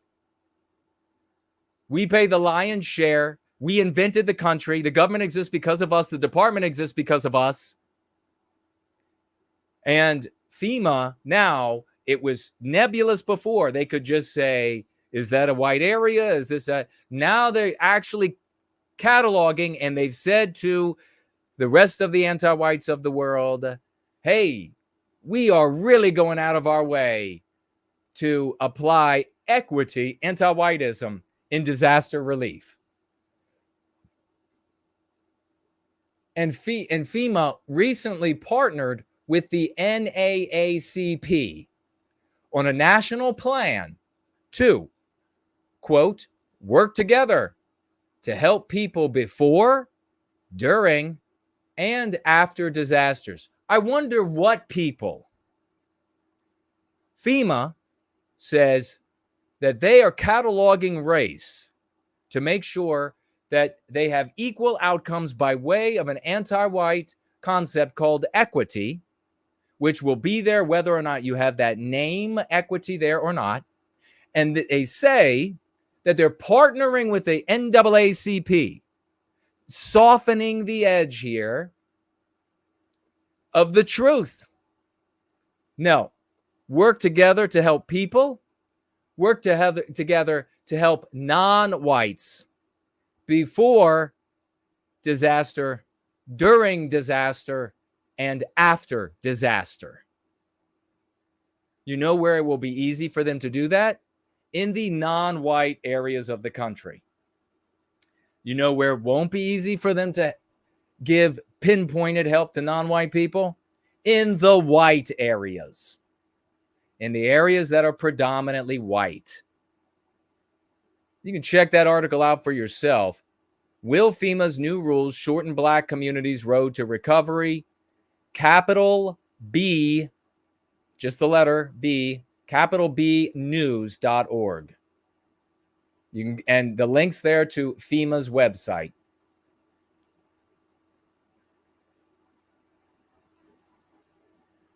So we have a very real tragedy, don't we? Helene hit North Carolina. How are we doing, by the way? How many people have decided to join us today?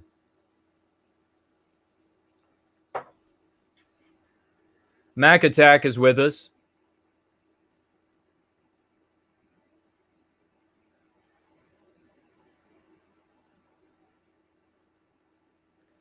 Russ says it's a convenient opportunity to implement white erasure and say it's unavoidable and merely weather related. Yes, well written. Westman Positivity, what happens to our audience when you say that an anti-white is wrong with historical and scientific reasons, education, and responses? What happens to our audience? Give me an example. Myra's here. Zizor is here. How many white young single men will go for young ladies in their own cohort who has already earned more in 2 years of OnlyFans than they will be able to earn in a year at 50 years of age? Yeah, exactly. None. Red Dog is here. Great to see you. Hamilton is here. Great to see you. Lady Anglo. Hello, hello. Remember, tag me as No White Guilt. Westman invented all of the infrastructure for FEMA supplies, invented the phalanx equivalent of methods of performing recovery, etc. Precisely. Very well said, brother. Anti-whiteism ends with you. 2 of 2, but I didn't see one. Says we'll accelerate our reach in tweets and retweets.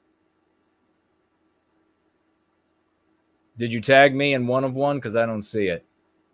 Jay Bishop is here. Hello to you. The Nameless One is here. Anglo-Saxon NWG is in the house. Tom is here. So let's have a look.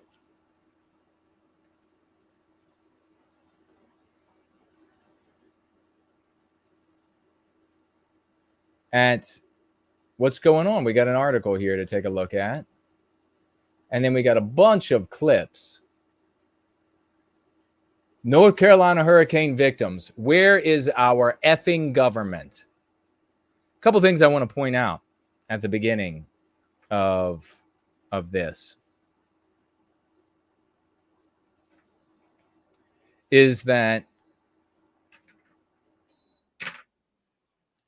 just like in Louisiana during Katrina, the white sections, for some reason, we're not seeing murdering and raping and looting. Why not? Shooting at the rescue helicopters. What is it about Appalachia? What is it about these towns? What is it about the people in the towns that we're not seeing looting, raping, murdering? What is it about these people that causes them to work together civilly, peacefully, to reestablish order, tranquility? What is it about them? It's our instinct. You see, it's our instinct.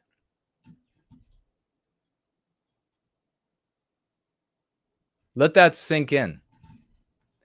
Because when everything is broken and shattered to pieces, it's our instinct that recreates the West. Everything throughout nature and the lives of nations is broken into many pieces. And what reemerges is the instinct of the beings, of the animals that live there. I do believe that we have spirits, but we are animals nonetheless. The instinct. So we're not seeing the raping, the murdering, the pillaging.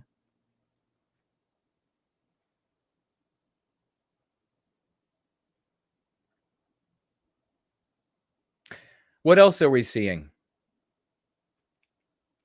We are hearing claims, and we will cover some of those in a moment, about FEMA confiscating not only the goods coming into these destroyed towns and counties, but the goods that people have set aside, like preppers. How many times have I said and then been criticized for saying that it makes no sense to store up weapons and ammo forevermore, to store up food and water and machinery and fuel, obviously pointing out the fallacies in these efforts, that when you have things that run on fuel, the fuel runs out. When you can't perform surgeries, it doesn't matter that you have Band-Aids.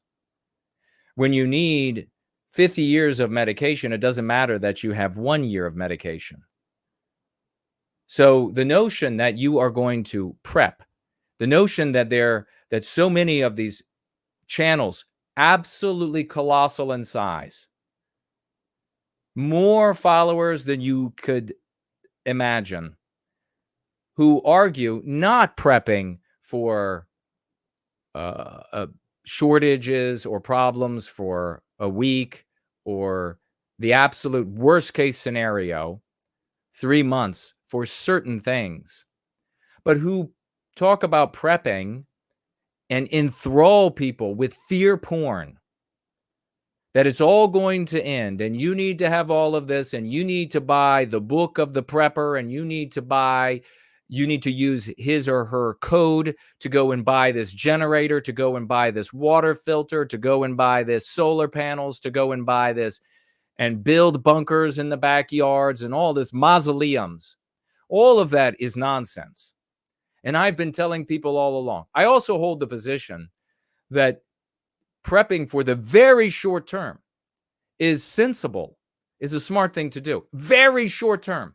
You will not survive societal collapse. Not even societal collapse that just happens in your neck of the woods and the rest of the country is doing fine.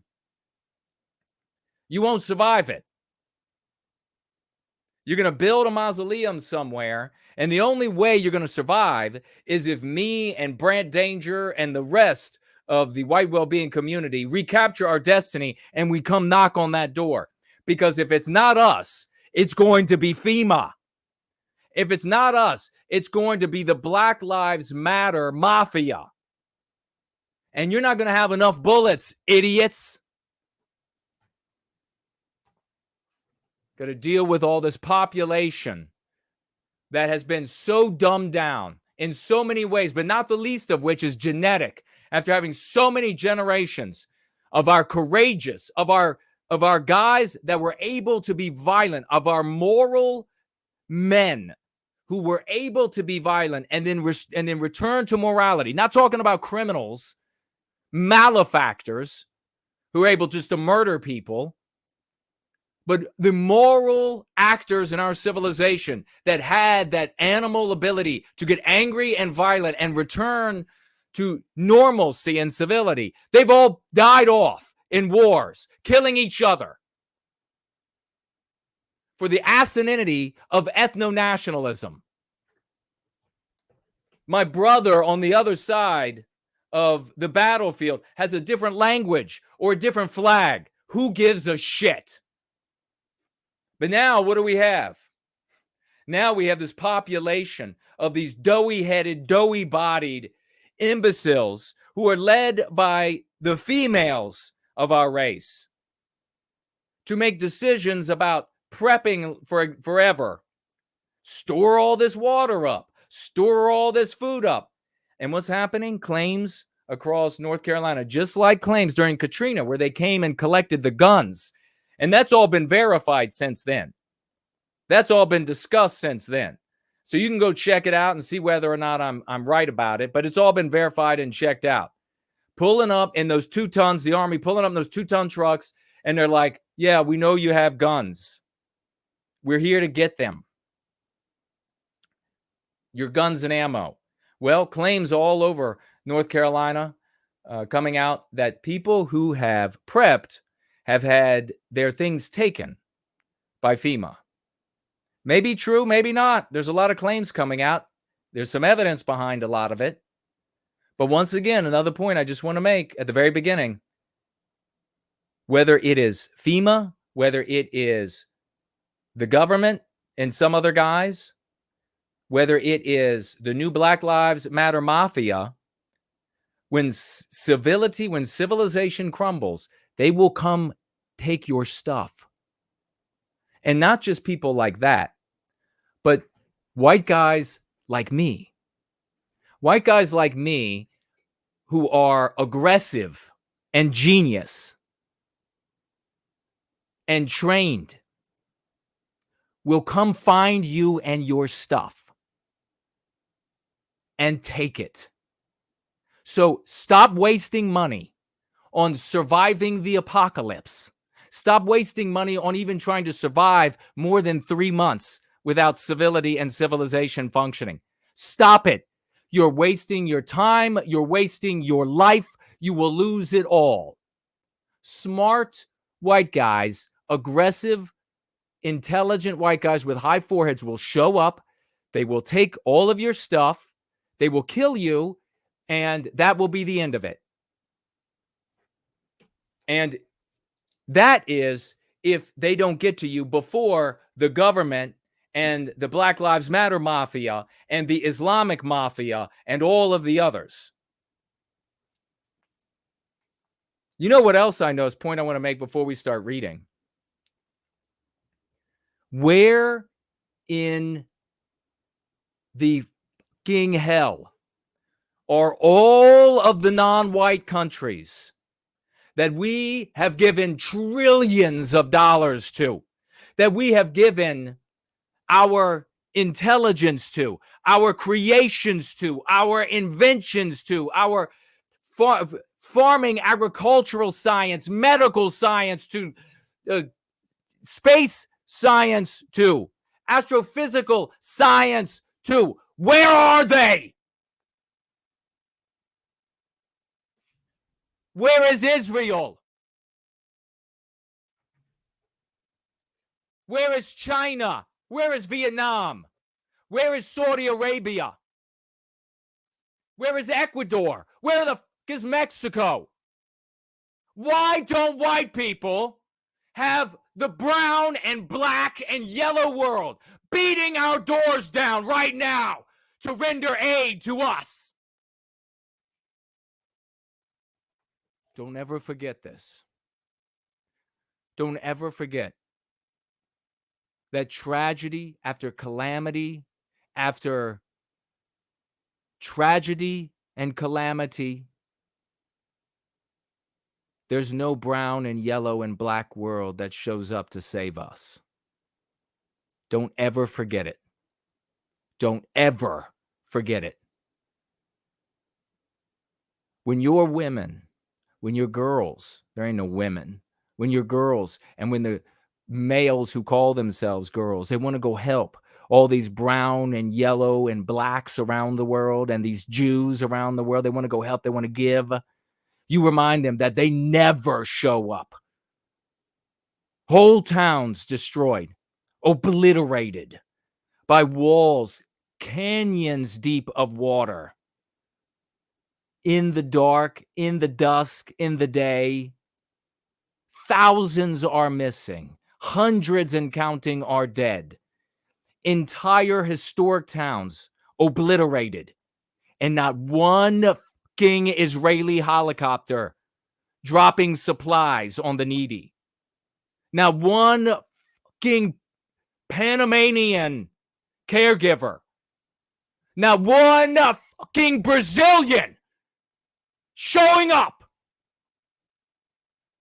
to help white people. Don't ever forget it.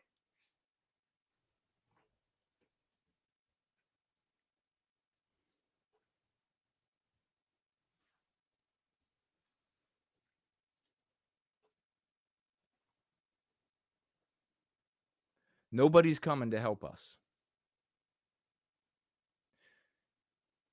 There is a tiny percentage of the white race that cares about white people in this way that they're able to articulate. Audiences will show up for being anti-Jew. Big audiences. Big audiences will show up for cowardly abstractionizing.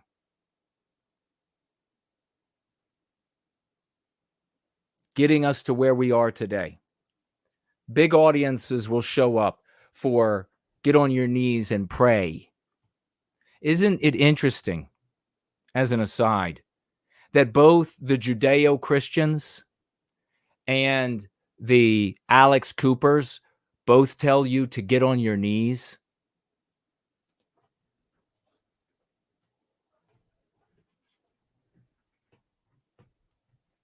Nobody's showing up.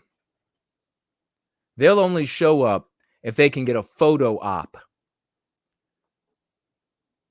No Japanese showing up. No Afghanis. No Iraqis liberating from Saddam Hussein. No Ukrainians. All these cars driving around with these stand with Ukraine. Ukraine doesn't stand with you, motherfucker.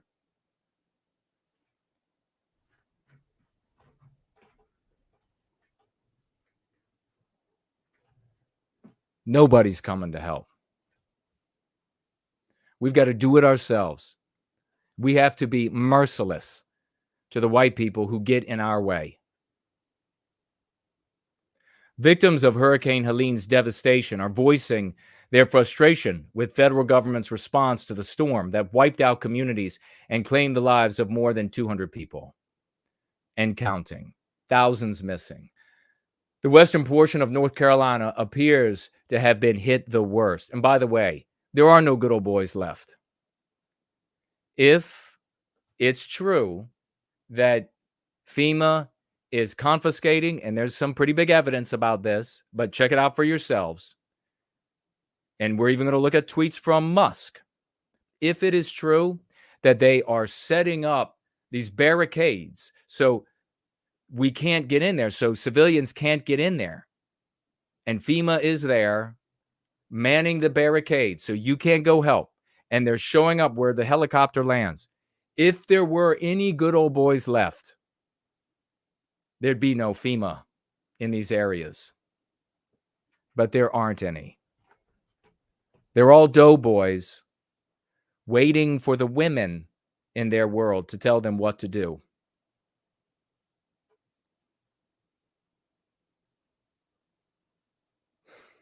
You're talking about the heart of the South. And there ain't no good old boys. Pathetic. The western portion of North Carolina appears to have been hit the worst. The towns of Asheville, Chimney Rock, these are all towns you've heard of before because they're historic. And others damaged, destroyed, obliterated by the flooding. When asked by an NBC News anchor if she had any faith in getting aid from the government, one Asheville woman replied, no. Asheville, among the hardest hit tonight, remains largely cut off from relief, frustrating residents. Nobody's going to help us. I mean, I don't know what we're going to do. Do you have any faith in the federal response here? No. Ricky and Devonna Brown's auto shop has been in this location for 30 years. Okay, so they have a business. They serve the community. They obviously are circumspect people. They provide for the future. Everything gone. Government not going to help them for the reasons the mechanical way that they will be denied the help as a consequence of anti-whiteism, the ideology.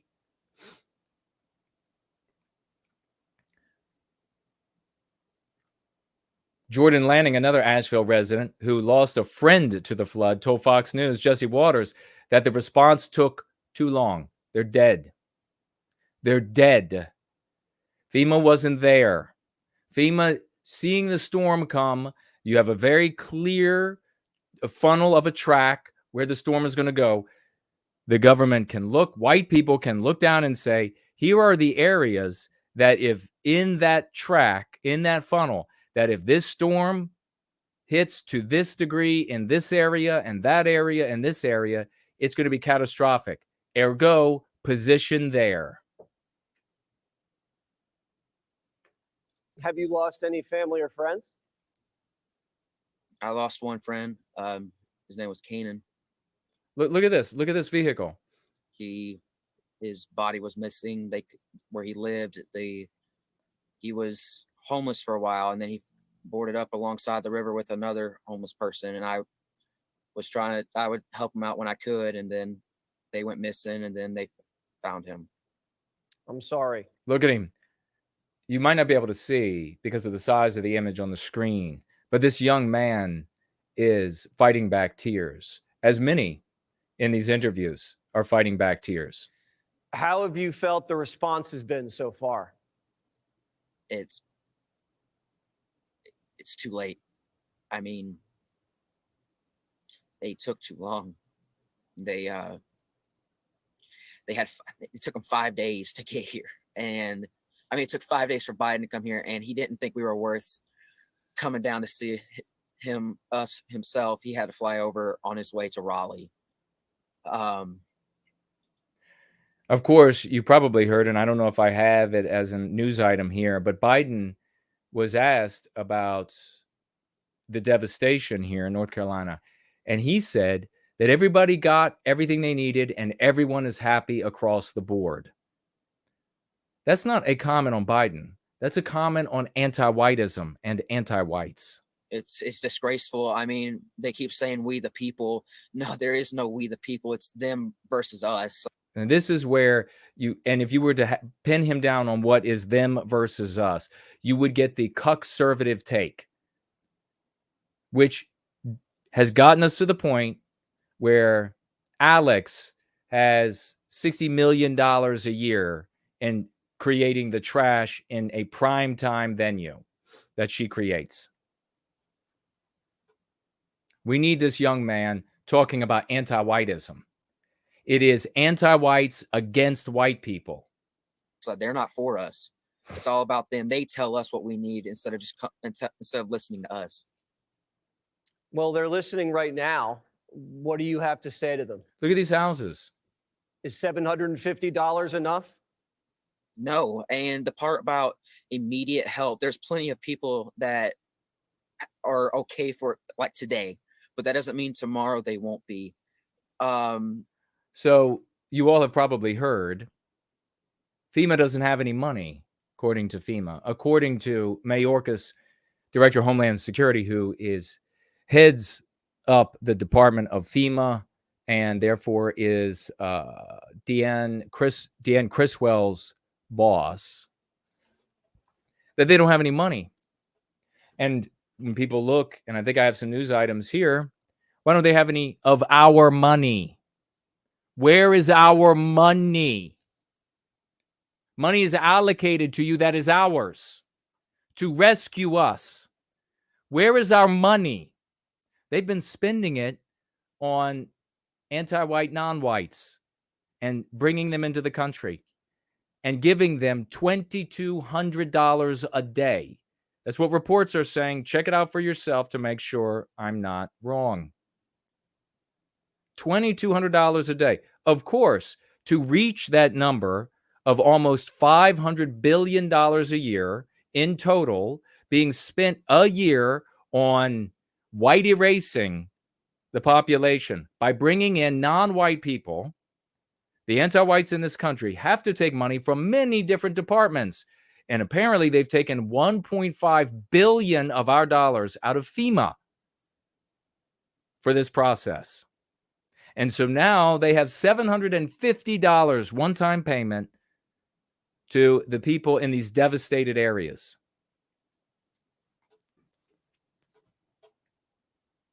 And they have no more money.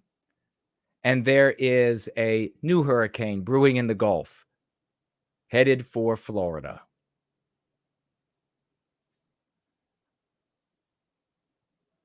When we heard that Biden was just going to be, flying around, it kind of just made us feel like, as our president, where is that? These white people are not going to get helped. No. These white people are not going to get helped. We have to pretend, according to the anti-white narrative, that they're all better off. They're all fine. They're all going to do really well. They have all this wonderful just come from the ether, and they're all doing really. We have to pretend that when we know they're not getting anything. We know they're suffering. But you reverse it and you change this to non-white people, they're going to get everything, but we have to pretend, per the anti-white narrative, that they get nothing. That they're being wrongly put upon, that they're being exploited and persecuted, according to the anti-white narrative. We have to pretend it. Well, I'm sick of pretending it. I'm sick of hearing people,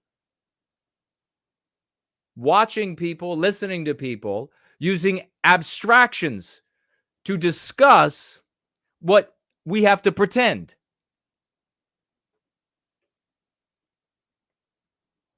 Where is our effing government? He continued before clarifying that he was an avid supporter of Harris before the event. You can't do any more. You can't send any more support, any help. F you. By the way, really interesting. Kamala comes out there and says $750 one-time payment. All these white people and the few non-white people that are the collateral damage here, they're making out big $750 one-time payment. Then she goes to a campaign event wearing a belt that costs $780. According to the links I saw, check it out for yourself to make sure that it really is a Dior or whatever it is belt. Whatever it was that she was wearing. Go check it out for yourself. FEMA whistleblowers allege agency misappropriated funds in Hurricane Helene disaster, withheld pre-disaster aid, and left first responders and service members waiting in hotels without deployment orders. So while all that's going on, what is, you wonder, what is the public relations? I mean, let's just hear from FEMA. What's FEMA saying? What's their public relations person saying? Let's have a look. Jacqueline Rothenberg, in charge of the public relations. Oh, she's made her Twitter account private. Huh. Well, I mean, I came here to see what FEMA had to say. What is their public relations person saying? But apparently saying nothing. Made her account private.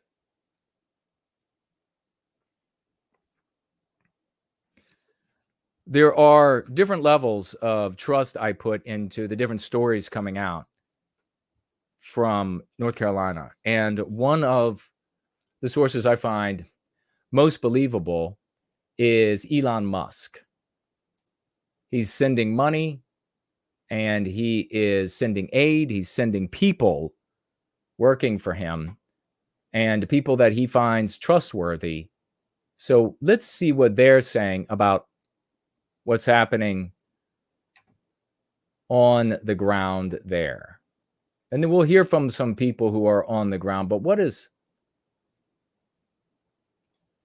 Musk say? Let's see here.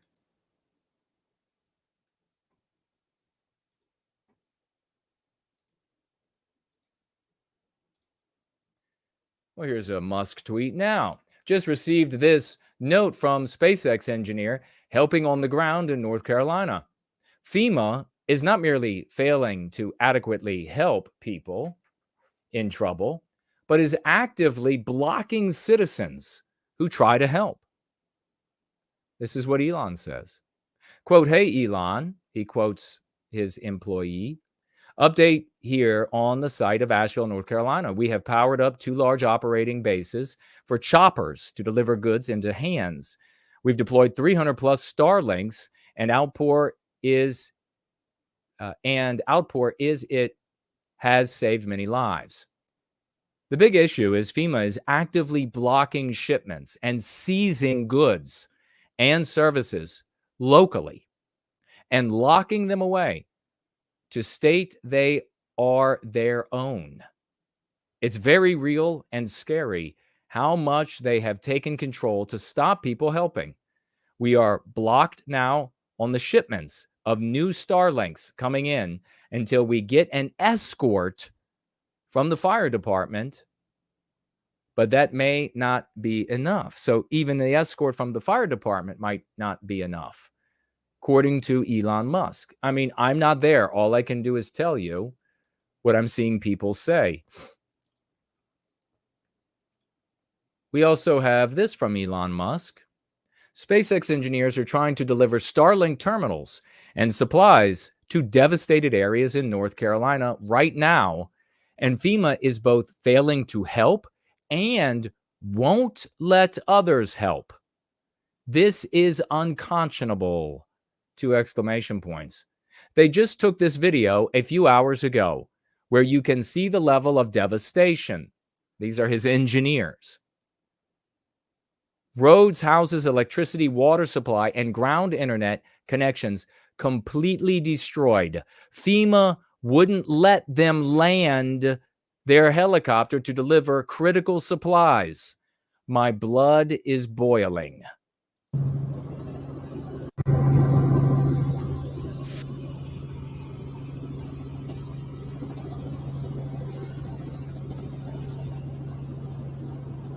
There's nothing. All the civilization we built there is destroyed.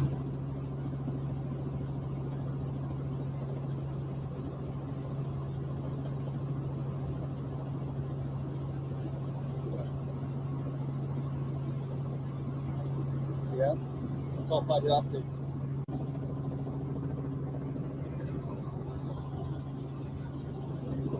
Yeah.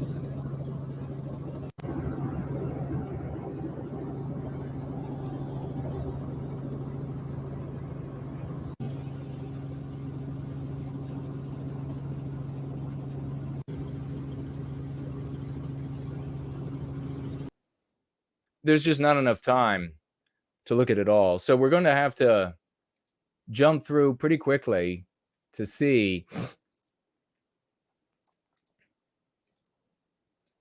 some more of the destruction. So you got Musk's people, and then you got people that are actively there. People are just coming in here with. So here today in Swannanoa, North Carolina, one of the hardest hit towns by Hurricane Helene. He's holding back tears. Like a tornado came through. There's no government here. There's no FEMA. People are just coming in here with supplies, fuel, food, whatever we can to try to help this community. Every dollar I make from this video, I'm donating it to Hurricane Helene relief efforts. So please share, repost, comment, like, anything you can do that can boost this video. You're going to help people in need. Currently delivering aid at Swannanoa Church of God. And I just want to give you guys a look at the flooding in the church basement. Remember, this is a week after the storm. A week after the storm. There's more. Look at this. People ready to get a hot meal. 100 people ready to get a hot meal. Imagine what these areas will be like, wildly multiracial. Just imagine under disaster conditions. As you can see, we've got helicopters flying in and out. Really the most efficient way, the only way to get in and out of here. Look at this. Look at this.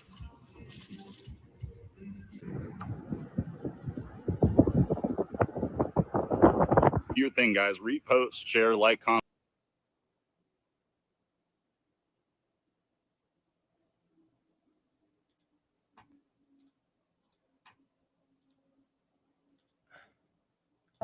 We didn't make it for the milk. Walmart. Empty. Wednesday, October 2nd. It's gone. Okay, now it's really like this. October 2nd. That's what apocalypse looks like. More empty aisles.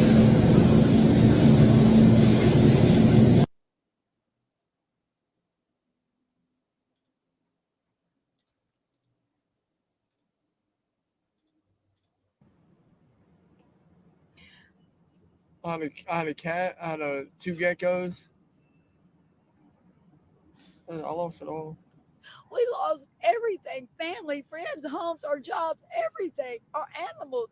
We have nothing. We got family members floating down the river. Jackie and Alex say they're struggling to find help and that resources are strained. FEMA's here. You know what FEMA just told us? We can't get you a phone. I have no ID. I have no way to pay for food. He has no way to get gas. We're stuck. So we have to sleep in a car that's leaking with the same clothes we've had on since the... For now, these strangers have each other until they can find more help and reach family. Where's Israel? Where's Mexico? Where's Saudi Arabia? Where are the Arab Emirates? Where's Egypt? Where is all of Africa? These people, they're going to be here for you. They're going to be there for you. They'll beat the door down to come and save you all.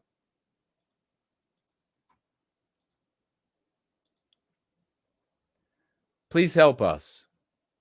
Number of people spray painted on the roof. Water up to the past the bottom of the doors on these cars. Everything destroyed. Holes in the roof. 5 people, 1 dog, 1 cat.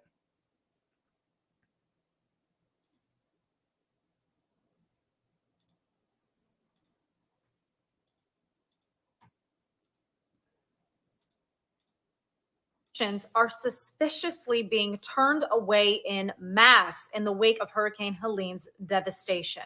Beings were laying all over the ground, and the smell was horrific.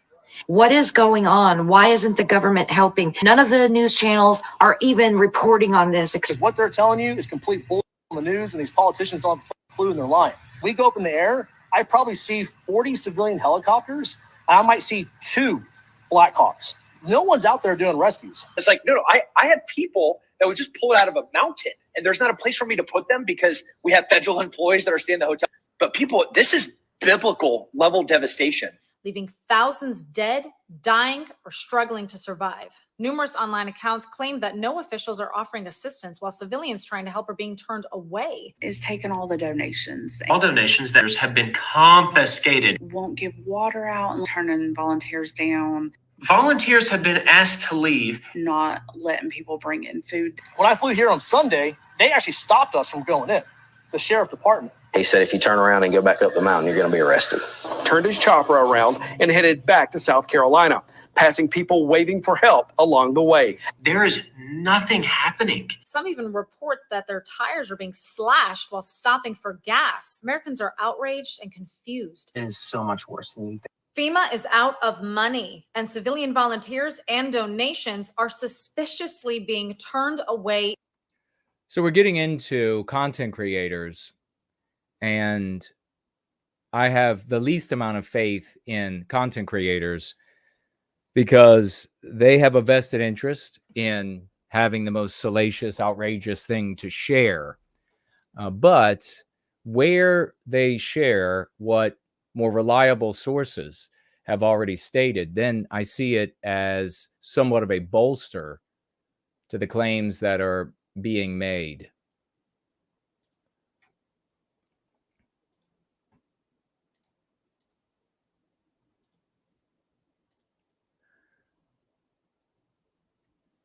FEMA and Red Cross hate white people. At least this person's getting it right. FEMA and the Red Cross is stealing donated supplies and ordering private people to be arrested for engaging in actual rescue and recovery operations. The media is acting as though this was a local river overflow and not a Katrina-level event.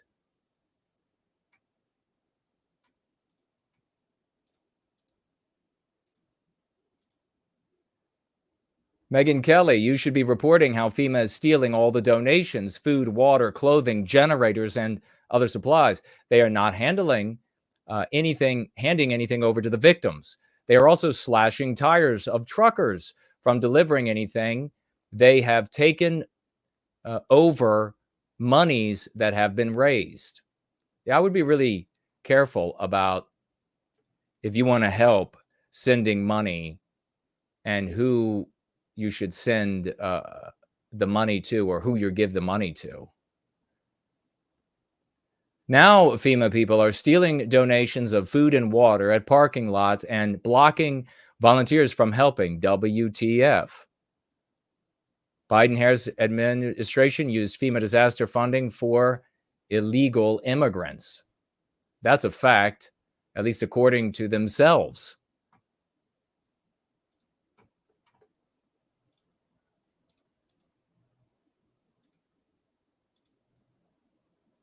And she was told by her organization that she's volunteering with that she needs to avoid FEMA at all costs. What's happening right now, from what she said, from what her organization has said. And this is a woman claiming about another woman and an organization down in North Carolina trying to render aid, that they have followed the confiscation of things like water and food and medicine confiscated by FEMA, and that these confiscated goods are being taken to the areas that were also impacted but are populated by illegals, are populated by people who are anti-white, non-white intruders. They have people tracking these FEMA agents who have taken donations, who have taken money, who have taken... Again, I'm not there. I can't verify. ...resources that people are trying to donate to the people of America who need fucking help. They're taking these donations, and instead of putting them in a FEMA warehouse like they've been saying that they are, and giving them out to people who need it, they're taking them to sanctuary areas where migrants have been flown in to live in our country for free. Now, I want you to really focus on the fact that we have the answer to this. With the Go Free Dialogic, we got a lens that it easily, expressly, quickly explains why this is happening how it happens. With it, you can predict the future. You can understand the past perfectly without need for exceptions or etc. You just have to accept the reality of what's happening. Look at all of these white people who are struck by this calamity, and then the persecution, the exploitation by the anti-whites after the fact. Look at all of them. And now you see, as you hear them speak, why it's so important what story you live in.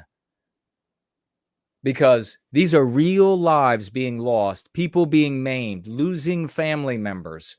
And the lens they're looking through ensures that it will continue. They are taking donations for people who have lost everything in America. Everything. People pay taxes here. People have raised their families here. The people in Appalachia, chances are they've lived there for generations. They've lost their land that they've grown up on for years and years and years, for generations and generations. And they have nothing. They don't even have body bags to put their loved ones in.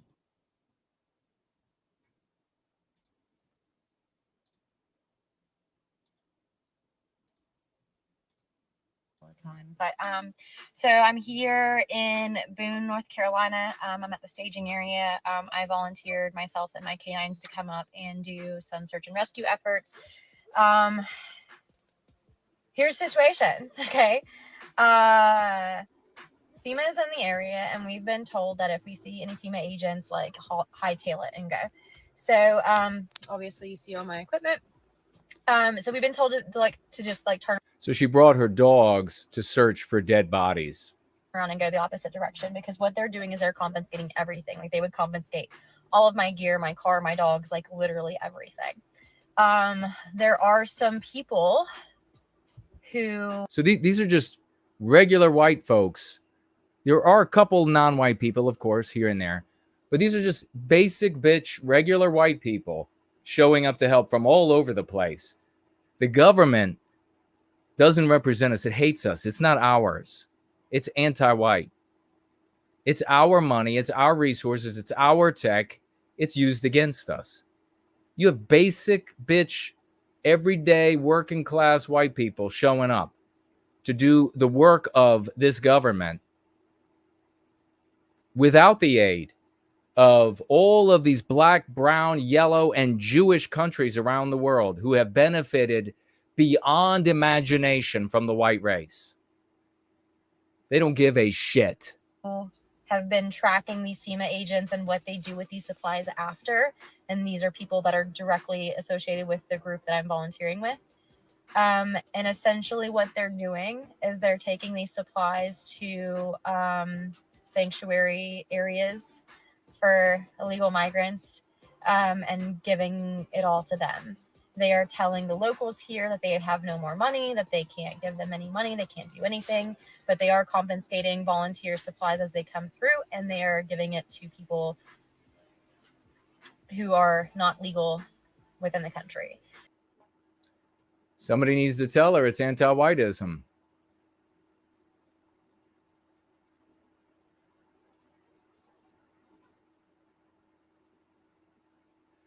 Since Hurricane Helene made landfall, there have been false claims and misinformation, writes the White House, regarding the federal assistance available to survivors from President Donald Trump making these lies, and congressional Republicans and others. Their claims are not true. I have family there, writes T. McGee, reports as of 20 minutes ago with FEMA criminals trying to commandeer their food and medical supplies. Fortunately, state reps were there to stand them down. Otherwise, FEMA would have stolen everything. Enough lies, enough deception, enough abuse of Americans. You mean white people?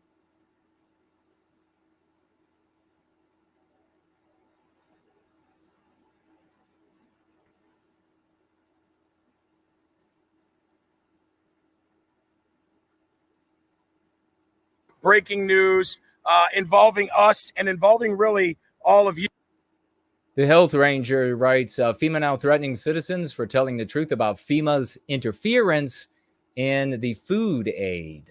You who are either in North Carolina or in the surrounding affected areas, or even people who are donating. You probably saw my video the other day where I said that FEMA was confiscating certain donations and claiming jurisdiction over areas and confiscating supplies. Well, that turned out not only to be true, but now you're getting the reports from people saying that they're threatened to get arrested if they fly in or if they do any drop zone stuff. They're threatening truck drivers with arrest if they try to go in and impede in any way. What they're doing is they're flipping.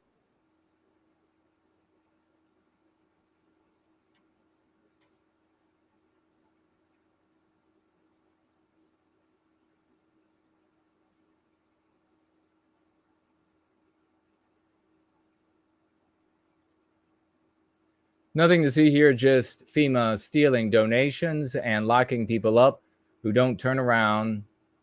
Should we storm the place? This guy asks. There ain't nobody to storm, my friend. So it's all over TikTok. It's not going to be on the news, of course, but the Federal Emergency Management Association, better known as FEMA, is now arresting volunteers if they don't leave the Tennessee area or the North Carolina area. Anybody coming up there with heavy equipment to help, anybody coming up there to try to get food and other resources to the victims of this catastrophe is getting turned away with a full load, told that they don't need their help, that they've got it covered. These just go on. There are thousands. There are thousands of these. Not obviously going to show thousands, but there's a case being made here. Bodies are not being recovered and are being left in the street to rot. Government officials are coming in and seizing land from people and forcing them to move away from their already destroyed homes. Let's talk about the evil that's happening in the North Carolina mountains right now. Locals of Chimney Rock, North Carolina are saying that government officials held a town meeting yesterday. They were told that they would not be able to move back to their homes. Even if they were still standing, the government was seizing them and it was no longer their property. Said that the entire town is going to be bulldozed and that the bodies that are out are just going to be left to rot. They're not going to recover them. Locals say that the stench of decomposing bodies is absolutely unbearable, and people who have volunteered in the area say they're literally just laying all over the street. Government officials are doing absolutely nothing to help out the locals, and there are still many people that are stranded on mountains and can't get to supplies that they need. Death toll is currently at 160 people, and there's still more than 1,000 people missing. These pictures are from the Leland Fire and Rescue Facebook. This is some of the damage that was done to Chimney Rock. Of houses were lost to landslides and mudslides. The roads were literally made into riverbeds. North Carolina. It just goes on and on. These are our people being totally obliterated.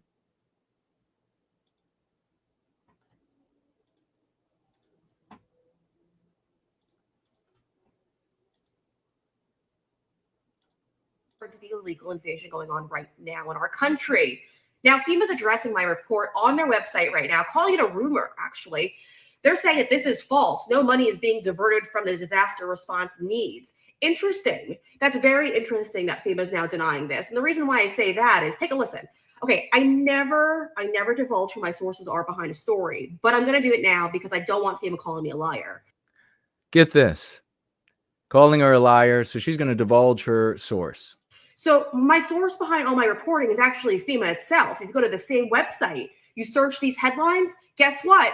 They're on their own website, okay? I pulled all of FEMA on its own website. She's got tons and tons of screenshots from the FEMA website and links about FEMA bragging about giving all of the money, resources, food, care, etc. to the migrants, as they would call them, anti-white, non-white intruders. What kind of life are they living while the white race is living the way that it is with the non-whites who also live in the area in North Carolina and Georgia, Tennessee were also areas where they saw extensive destruction. This is related in a tangential way, and Elon Musk tweets about this, just worthy of taking a look at. ¿Y por cuánto tiempo han estado quedándose aquí en el Rojo? I guess I'll have to read this. How long have you been staying here? Since I arrived in July. These are two of the anti-white, non-white intruders. How many months? 7 months. How did you pay rent? No, nothing. I haven't paid anything. Because you and I are paying for it, folks. It's 100% free? Yes, they shake their heads up and down. And they give you lunch and breakfast? Yes. And they give the child personal items, diapers, whatever he needs. In the hotel, do they clean the rooms for you? Yes, every day they clean the rooms and change the bed sheets for them. Every day they do that for you? Yes, every day they do that. Have you been able to get a job? No, not me. No. If you had a medical problem, how would you receive help? Well, with the medical insurance, the Medicare. The Medicare.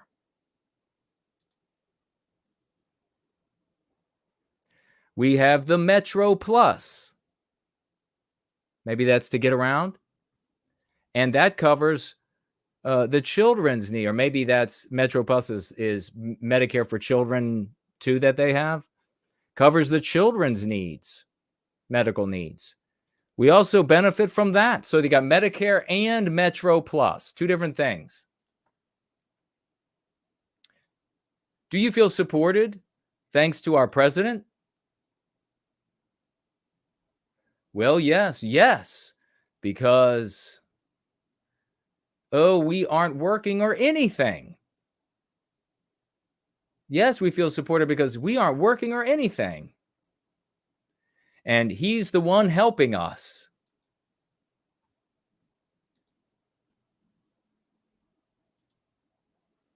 Mayorkas and Biden and Kamala, they're all anti-white, but they are more sophisticated. They're not as obscene with their anti-whiteism, but they are as anti-white as the most obscene and virulent anti-whites. Just a little bit more of a pinky in the air approach to how they discuss it. But a lot of the anti-whites, or all of the hardcore anti-whites, are thinking this, and you really should have a look at what they're thinking about. When I seen the hurricane hit North Carolina and Tennessee, the first thing I thought was, damn, there goes some racists. So the first thing she thought when she saw, I guess, the storm, damn, there goes some racist. There we go. We got some gone. We got some gone. And then I just seen this video that like the area it hit is like sundown town out there, sundown town. And the area it hit is a bunch of sundown towns. Remember, that's when white people had built towns. This is in the anti-white narrative, and the truth of it is white people built towns, and then they allowed non-white people to participate and to come into those towns that we built for us and to get work and everything. And in some of those towns, the white people were concerned about the non-white people after dark. And they said, okay, you can come into our town that we built for us, but you got to be home by dark. Curfew. There are black mayors right now with curfews in cities that are now all black that were built by white people, for white people, that we allowed non-white people to participate in. So she's saying sundown town after sundown town, and they're the ones hit, and she's delighted because the white people are dying and suffering. This is the black evil heart of the anti-white. This is the views and thoughts of Mayorkas and Biden and Kamala and so many others. They just have a more sophisticated way of discussing their anti-whiteism. Like Biden will just say something like, non-white people are coming here, and soon my people will be the minority, and that's wonderful. Whereas this anti-white will say the white people are dying, and that's wonderful. After sundown town, and they are just completely flattened and gone. And I was like, God's work. The towns are flattened and gone. Everybody's dead. And she says, God's work. God's work. And I know people are going to be like, oh my God, Shannon, that's terrible. People are dying. Like, you're so fucking inconsiderate and ignorant. I watched a video earlier this year of a woman standing in her kitchen get shot to death. So she watched a video where a non-white woman who had a mental illness had her mother call on her and have the police go over because the mother was worried she was going to hurt herself or someone else. And a police officer, two police officers, one that should not have been hired because he had been fired so many times for behaving poorly, policing poorly. They went into this woman's house, and she was appearing like she was going to throw scalding water onto the police officers. And then the one who was immediately fired and is being investigated pulled out his sidearm and shot the crazy woman dead. That's what happened. The anti-white white female here is saying, I watched a video where a non-white person got hurt, and therefore justification for white people, children, mothers, fathers, cousins, grandparents, for them all to die.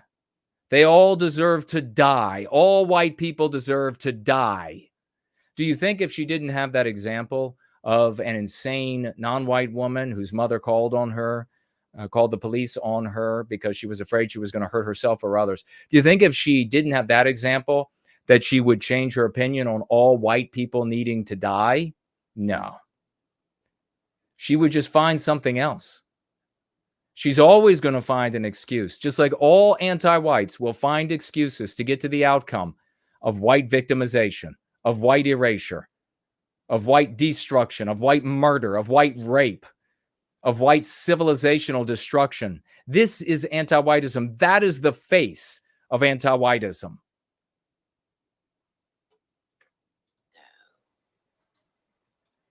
People die every day. I got told people die every day. So people die every day. And all this poor white female can do is say, make her famous. Lost for words. I know. You need the Go Free dialogic, and then you'll have all the words you need. So, in the middle of this destruction, what did Kamala Harris tweet yesterday? In the middle of all of the destruction, all of the suffering, all of the loss of life, and FEMA doing nothing for white people, for white towns, for white communities, for white churches, for white families. She tweeted, the people of Lebanon are facing an increasingly dire humanitarian situation.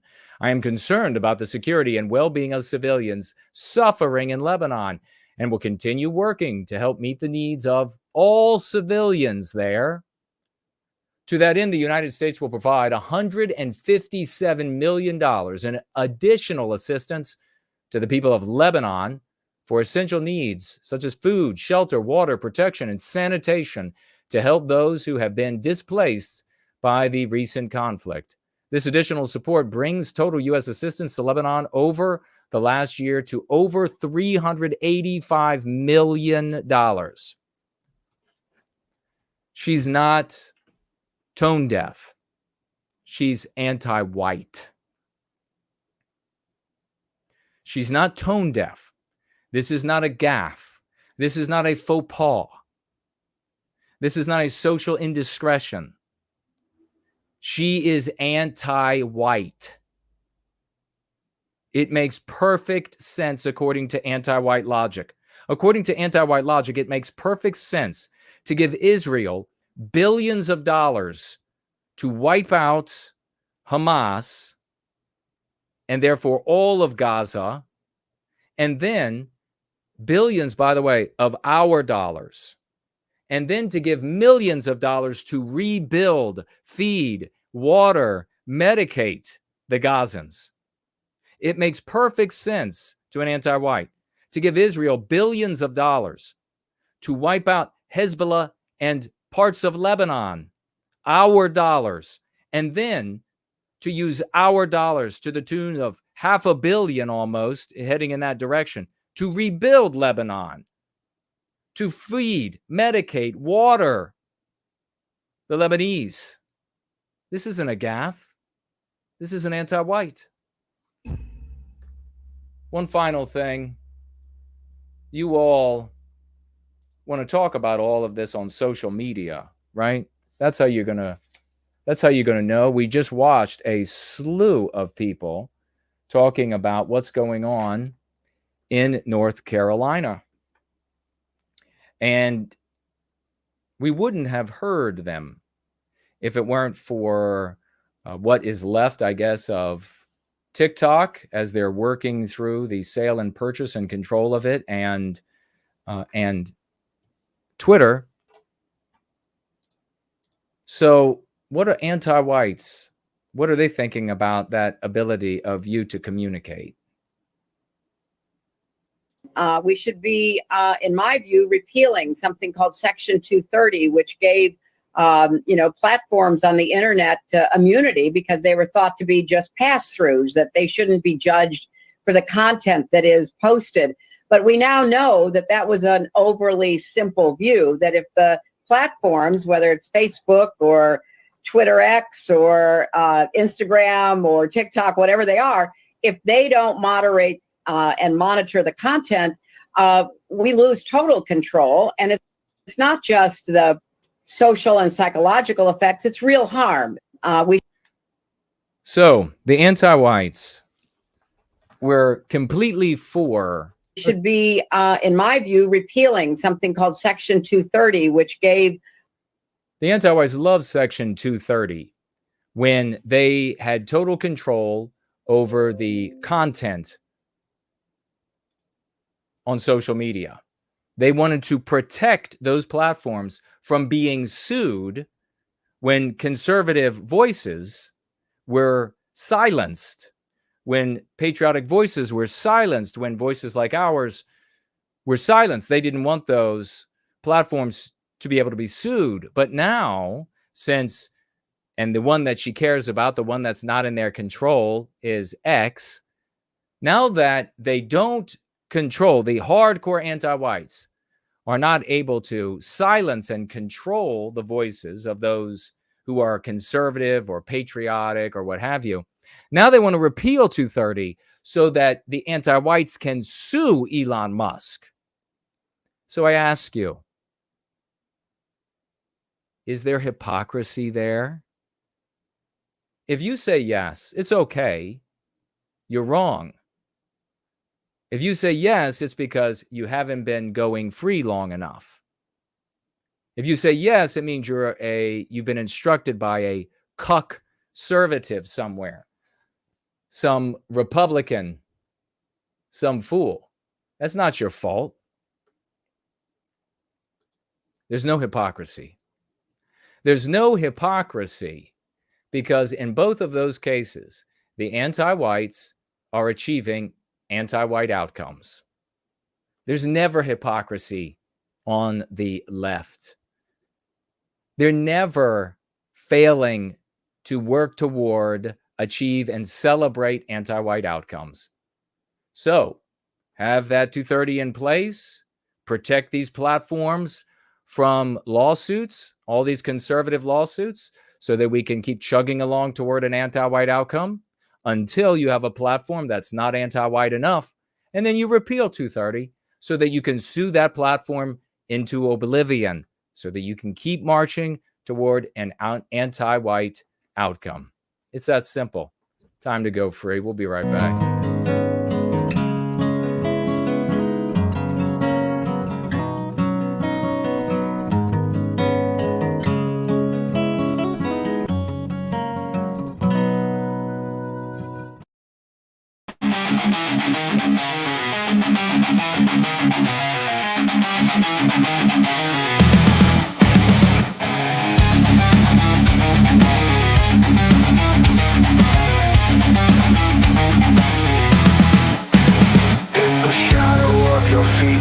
I see your fear. Bowing to the mob, you cower, you sneer. You watch our children burn, but dare not speak. A slave to the anti-white, you're craven and weak. Cowards and liars, you feed their flame. Betrayers of blood, you cover your shame. You sold your soul, you bowed in fear. But the day will come when judgment's near.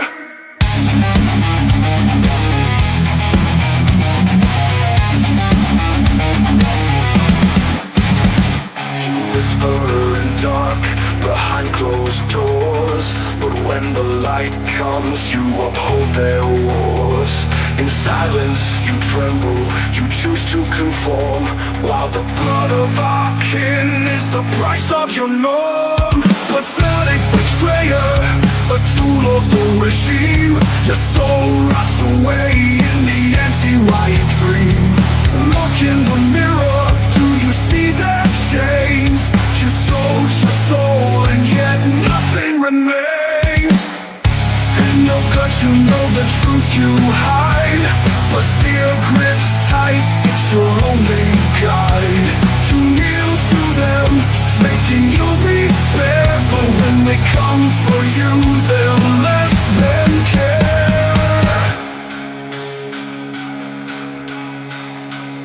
Cowards and liars, you feed their flame. Betrayers of blood, you cover your shame. You sold your soul, you bowed in fear. But the day will come when judgment's near.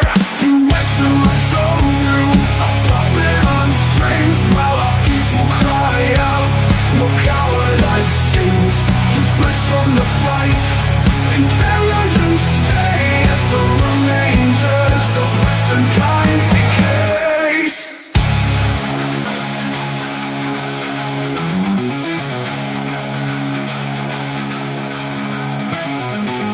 I see the disgust buried deep in your eyes, but you shove it down where the courage dies. In your silence, the victimizers grow bold, and the love of the West is sold. Cowards and liars, you feed their flame.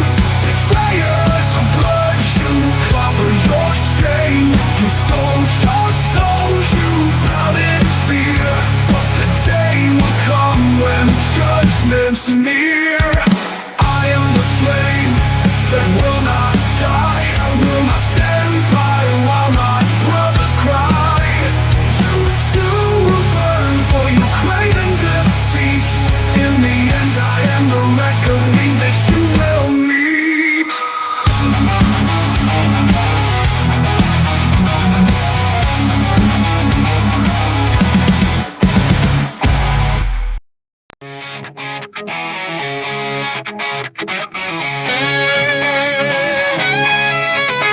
In a world that's trying to tear us apart, they throw their stones, but I've got a brave heart. I'm proud of my roots, I won't be ashamed. With fire in my soul, I'll never be tamed. They want us silent, but I'll raise my voice. With every ounce of strength, I'll make my choice. No more shadow, I'll step into the light. With pride in my blood, I'll stand and fight. No white guilt, I'll carry the flame. In this fight for our honor, I'll stake my claim. With every heartbeat, I'll stand my ground.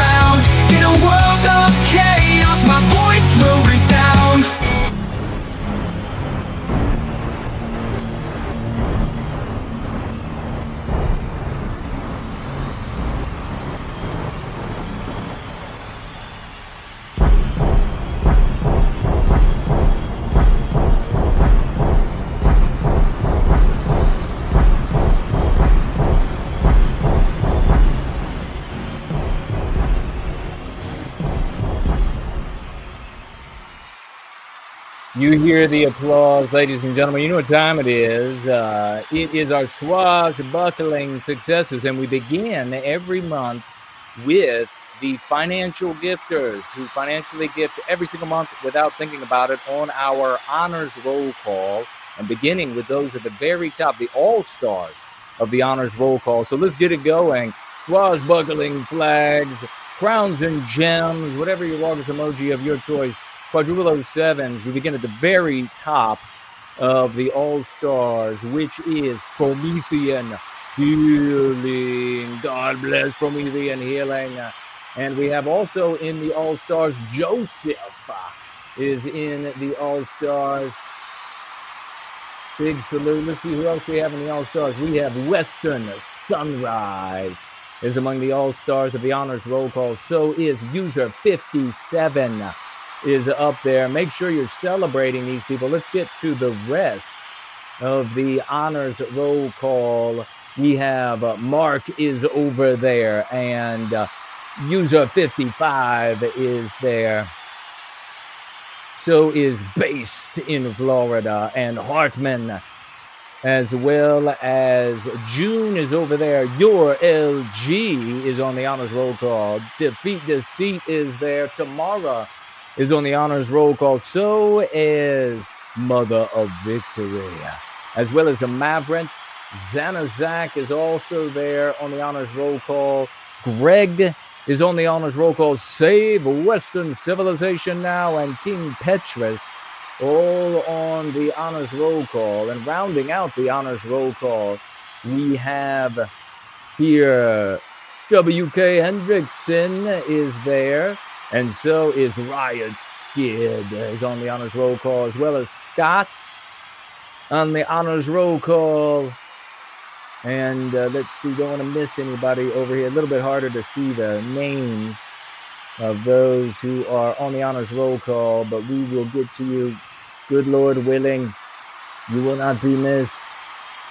I think that may be everybody on over here on the honors roll call. Yes, if I missed you, I will make sure to get you next time. If you would like to be Andrew, are you there? No, Andrew is not on the honors roll call. I think Scott was the last person on the honors roll call on this page. Awesome. If you would like to be on the honors roll call, you can do so through Gumroad and subscribe star. You can head on over to nowhiteguilt.org. Click the financial gift tab, and you will be presented with these options. And you just become a monthly financial gifter, and we will celebrate you every single first Sunday of the month. My big salutes, and all of us, big love to everybody who is financially gifting. God bless you. Thank you so very much to everyone on the honors roll call, especially the all-stars on the honors roll call. Let's hop on over to our in the field activity and winners. Here we go. We begin by, we'll first celebrate the great Franklinator, as we always do, doing the time stamps, and as often as he can. He's also in the live chat as often as he can. Big salutes to this hero. And he would like to thank Homeless Bear and Biospirit and Ivan for joining him, swashing on over on Don Jr.'s stream this week. Totally epic. Give a big salute to all of those champions. Thank you, all you good men, and thank Franklin for organizing that and staying on top of the number one son to our future president, we hope, Donald J. Trump. Let's give it up also for White Wellbeing and John Garrison, who did timestamps on this Wednesday's show. It was a very in-depth show. There was a lot of powerful information, and I asked for timestamps for that, and we have a glorious set of timestamps. Big love to the swashbuckling efforts of these two heroes, For White Wellbeing and John Garrison, doing the timestamps so that people will be able to go right to the powerful information they are interested in. Let's take a look at this. This is the great Anglo-Saxon NWG finding somebody over and using the lexicon Random using the lexicon, he said, working toward 500 likes and 10 replies, this person, saying far right equals not anti-white. Big success. Looks like the Lotus Eaters live chat. That is so awesome when we see regular folks out there using the lexicon, not even knowing where it came from. And they're out there having massive success with folks well beyond us. Here you have Anglo-Saxon NWG. Keep giving it up. Big love. Get him some swashbuckling flags wherever you are. Big love. Big swashbuckling flag for Anglo-Saxon NWG. Who else is ready to move past the anti-white regime? He writes on the Donald Trump YouTube page, working on 400 likes of the people over there and 30 replies. Big love. This is Swashbuckling Commander at work, ladies and gentlemen. This is how it's done. Here he is over on Lotus Eaters himself, and he writes to their audience, anti-whiteism is the greatest evil we are facing. 162 likes, 3 replies so far, and climbing. Give it up for the great Anglo-Saxon NWG. Here he is. He's over on the Base Conservative. How many from that audience gave a like to his comment? 212 climbing, 8 different people replies, 212 people giving a like and climbing to this comment. Who else is sick and tired of the anti-whiteism? Powerfully written, my friend. Big salutes. Now we head on over to the great Cool Papa J Magic Commander, Swashbuckler. And here he is under Actual Justice Warrior writing anti-whiteism in the legal system. It's everywhere. How many people in that person's audience? Working on 1,000 people in that audience giving it a like. Give it up for Cool Papa J Magic. Here he is. Again on Actual Justice Warrior. The corporate media will not cover this because it contradicts the anti-white narrative. These are beautiful dialectics using the lexicon. I love it. If they do cover it at all, they will use very careful language. It will be another hush crime. Magnificent use of the dialectics and lexicon. Working on 200 people in that audience who are liking what he had to say. Cool Papa J Magic back this time on John Doyle's video. Working on 300 people in John Doyle's audience giving this a like. Let's just say there's a reason Western civilization only exists where white people are in control of our destiny, and that it disappears as our numbers go down and our influence wanes. Not meant to be a condemnation of others. It's just an easy reality to see for those who aren't purposefully ignoring it. It is our instinct that creates Western civilization. It comes from us and only us. So think about that. All these years that I've been saying it's our instinct, and now our swashbuckling commanders are out there saying it, and people telling me no one will ever agree with that. No one thinks that just sounds corny.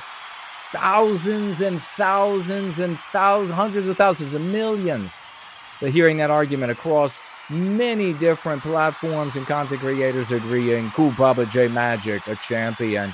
Here he is under John Doyle again, working on 300 likes from John Doyle's followers to this comment, right, I want the white erasure to stop. What does it matter if it's done legally or illegally? It's very harmful to us, and that's what matters, writes Cool Papa J Magic. Exactly. Brilliantly written. 07s, crowns, and gems. 96s for this hero. Anti-whiteism is the elephant in the room, and we're not going to fix any of this without addressing it. That is a promise, brilliantly written by the Commander Swashbuckler, working on 248 and climbing of the liberal hive mind audience. Individuals, big salutes to this champion. Here he is again on Lotus Eaters. Far right, in quotes, is just another one of their anti-white slurs, meaning not anti-white enough. Look at the way that the Cool Papa J Magic is talking. All the years I was slandered, as nobody will agree with that. Well, how about working on 1,000 people, since he wrote that, in the Lotus Eaters audience? What do you think of that? 19 replies. Brilliantly written. Here he is again under Lotus Eaters. 307 likes, 307 people liking this, 24 replies and climbing. Every single one of our countries is facing the same white erasure. We need to learn to stand together. This pathological individualist mentality is literally ending us. Still not 100% sure if we have a unique propensity toward it within us, or if it's due to the endless white guilting we face from birth. Has to be both to some degree. Either way, it has to go, and fast. Brilliant. I mean, think about this is in an audience of abstractionists. That's what they've shown up there for.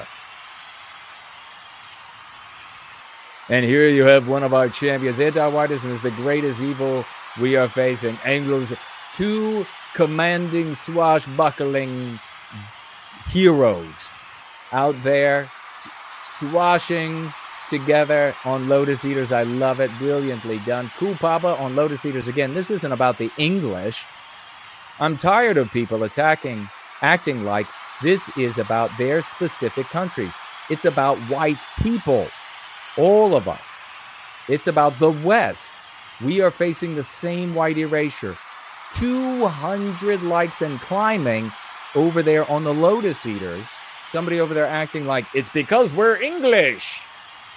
How asinine. Brilliantly. Cool Papa J Magic swing in. And then Anglo-Saxon and WG swings in as well. You gotta love it. We are one people with many nations. Brilliantly done. The double team in the swashbuckling is in effect, ladies and gentlemen. Very cool. Here's the cool on Matt Walsh. How many of Matt Walsh's audience? 127 and climbing. Race baiting, in quotes, is another abstraction. We have to use language that points specifically to who is being targeted. Yes, it's anti-whiteism, not race baiting. That is one of the most cowardly, abstractionist terms ever. It's race baiting. It's cowardly for you to use that. It is anti-whiteism. Well put. Cool Papa J Magic on Matt Walsh. Here he is again. Almost 400 likes. Almost 400 people in Matt Walsh's audience giving a like to inclusivity, in quotes, is just another euphemism they use to cover anti-whiteism. Matt Walsh's audience saying, yes, we want the truth. We're getting it from Cool Papa J Magic. Homeless Bear is rocking as the audience takes a breath over on I am yes, you are no. How many of his audience saw Homeless Bear swashbuckling gloriousness? 23,000 and climbing. Hundreds and hundreds and hundreds of likes and retweets. Homeless Bear writes this: Poland is infected with the same seeds of white erasure as every other Western country. Poland will go down just like England, France, Germany, and Italy if the anti-whiteism in the people is not addressed. Brilliantly written. That is prophetic, with a greater prophetic ability than Moses or anybody else. God bless Homeless Bear. So true, so brilliant. We're going to be getting to this little piece in a moment, but before that, we'll look at the great Yiz the Unifier having a huge victory. She writes here, preach, Harry. Anyone spreading this filth is anti-white. This is when she just made this tweet. Let me write to you what she had to say about it. I have some more proof of my years of working in Carl Benjamin Sargon's audience has paid off.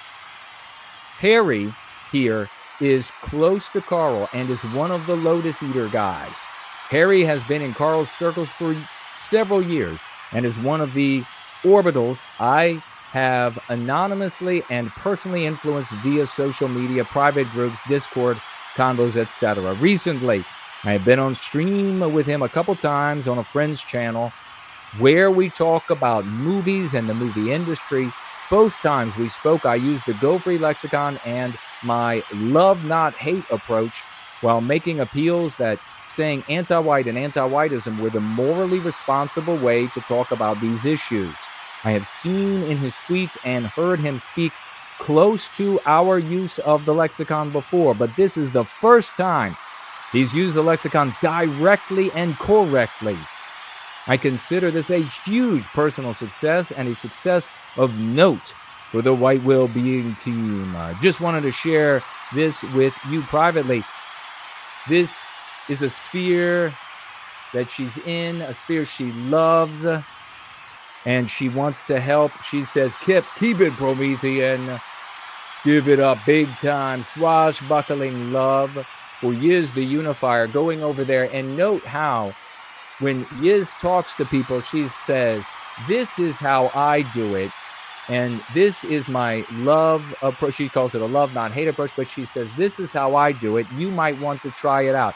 It is a brilliant way to introduce the tactics, the lexicon, the dialectics that we use here in service to white well-being, to change the world for the better victory, for the better success, to end the victimization of our people.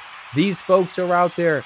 This guy, Harry, he says woke is an ad hoc anti-white ideology made to appeal to the mass hordes pouring into the West. Beautifully written. We need him to get rid of the hyphen, but he's on the road, ladies and gentlemen. Woke is just an ad hoc, he says, to the anti-white ideology, which is what? Anti-whiteism. We want Harry to be at his optimum best.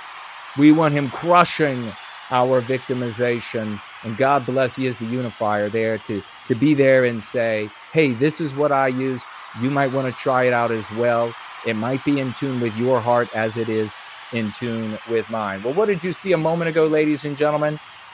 Your work spreading the lexical dialectical power of the Go Free dialectic, reaching into corners that you could have never fathomed, suffusing in all different directions, working exactly as I said it would work decades and decades ago, ladies and gentlemen. These people have the victor. I want you to think about this. The victor and the defeated, the victor and the vanquished in this interaction don't know who I am. They don't know who you are. They don't know that we've been pushing this. They don't know that we laid the groundwork. They don't know that the reason it's present, that the reason the one is a victor and the reason the one is a vanquished is because of our work. They don't have to know. This is how we recapture our destiny. Rejoice. Yes, I have to confess that's the first time I've seen that. So you are a pillock. But you're here in the studio. How many refugees will you take in your house, James? None.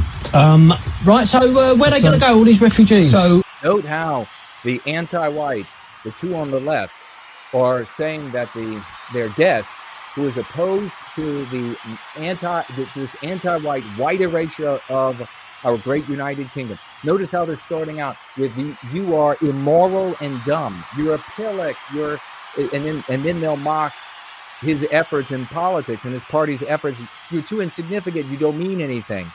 Watch how successful it is. And then the soon-to-be victor uses old strategies to fail. How many, a conservative argument, how many are you going to take? How many of these infiltrators, these invaders are you going to take? Doesn't even faze the anti-white when he says this repeatedly. Pay close attention. The conservative approach, nothing, no effect on the anti-whites. The white well-being approach, atomic weapon. Don't start on me. You said you have a solution. So what is the solution? Nigel Farage? I don't have any political persuasion. You don't support Reform UK? But they want to stop the refugees. No, they don't. They do. No, they don't. You're talking. Can we shut up for a minute, Ash? Or you can. How many refugees would you take in your house, Ash? About 3. Continuing with the conservative argument and approach and view and lens. He turns to the other one. How many would you take? What does that anti-white say? Well, I'd take like 3 or 4. 3 or 4. Yeah, right, he's got loads of So you're part of the problem. So, sorry, man. No effect whatsoever so far. What is the solution? Stop accepting refugees for citizenship. Make it clear to the world no more refugees should be coming to this country. 3-year prison sentence for illegal entry after we've left the 1951 Refugee Convention. Once they go to prison, they stay in prison until they find their documents. What is this that you're hearing right now? Wish listing. He's wish listing. People coming, I have no power, but they come in, they go to prison, and then they get deported. What effect does wish listing have on the anti-whites? Nothing. They can use it to harm you. To leave the country after their sentence. They can get out of the sentence. And you're a political party, right? Yes. How many MPs have you got? Here goes the disparaging, you have no power, so you're obviously dumb and nobody agrees with you because you're dumb and immoral. I go knocking on doors. How many MPs do you have? I am a local... Look, you're an anti-white knuckle dragger. Did you just hear that? And let's watch how Jason's lifetime of work that I've been fighting uphill is mostly against people in the white sympathetic sphere. Let's see how that works out. I go knocking on doors. Right, out, now. Why is that? Out. No. Go and get him and do it now, quickly. I want you out. I'm not going to be talking to you like that. You're talking to me like I'm an idiot. You are an idiot. Go. You're an anti-white knuckle dragger. He says it again. If you get this guy on my show, you're going to get in trouble. Get him out. You're in trouble for bringing him on my show. You know why? Get him out. They've got off on the unhinged. He lost his position of moral superiority. Wrong foot. Go. They've got. He knows there's no way he can argue out of that. Seriously, I don't want to hear. Turn his microphone off, right? So I can't for hear local him. elections. Take this man out of the studio. What about Ukrainians? We took them in. Take it. We Go. shouldn't be giving citizenship Why to not? any They would have been refugees. killed. They would have been We should killed. not be giving citizenship Will you shut to up? any refugees. I got the Jews in the second The war. reason This is every anti-white in your life. Your boss, your Aunt Betty, your in-laws, your child, your parent, every one of them. This is how they feel on the inside when you change the story in which you discuss everything that is before you. This is all of them on the inside. they're flooding across the channel is because we accept refugees for citizenship. Now look what you've done. Reform UK are a joke. I'm not a very well person, but unless you get out of the... Victory, ladies and gentlemen, and we'll be right back.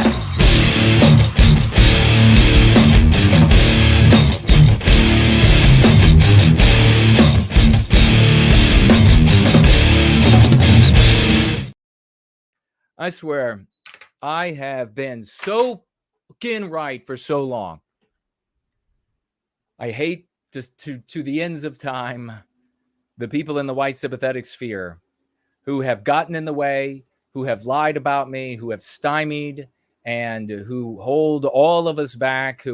This is what we could have had decades ago if I would have been allowed to get in front of these organized communities.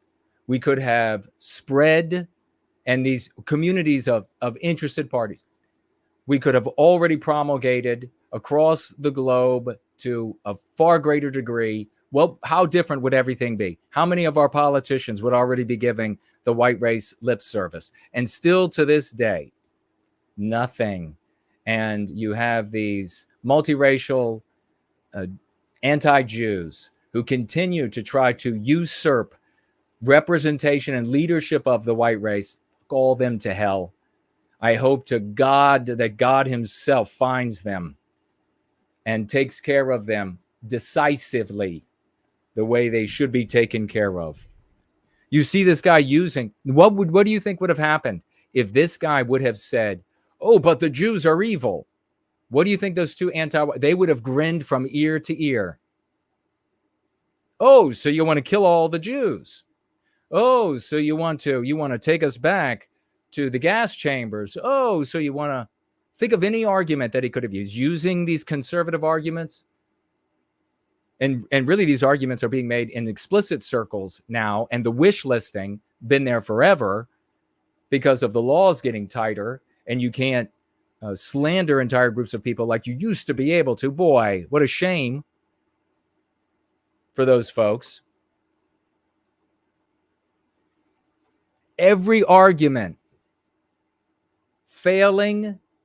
falling right into the trap of those anti-whites on that show. The moment, and these guys, these anti-whites, they don't even know how schooled this guy is and his ability to pivot to a moral position like you all are. I mean, could you imagine like Cool Papa J Magic, Anglo-Saxon NWG?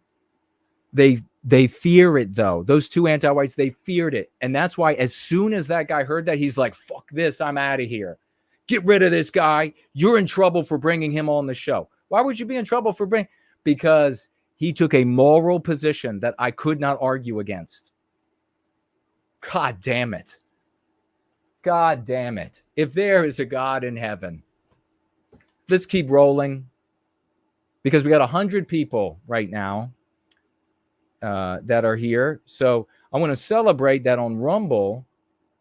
There was a $5 financial gift from Ann last Sunday that I missed. She says, Ann says, and thank you for that, Ann. She says, it seems obvious to me that the salvation of whites should not include external culture. My question is, I'm not exactly sure what you mean there by that, Ann. Somebody can tag me, or maybe Ann's here. She can clue me into what she means. Our salvation should not include external culture. My question is, what lessons can we learn from the Amish and Mennonite way of life? Well, I can tell you, I'm not terribly schooled in their way of life, but I can tell you, whenever their women see me, they drool and follow me around town. I don't know what that's about, but it's pretty common for women from all groups. I can tell you this, though. We can't retreat into some sort of insular Luddite scenario, because Amish, Mennonites, and the rest persist because we permit that to be. We permit them to be that way. An anti-white world is not going to permit us to be in some primitive state, in some back corner somewhere. And I mean, there are plenty of the land that these people live on are prized. They go out and buy property like everybody else.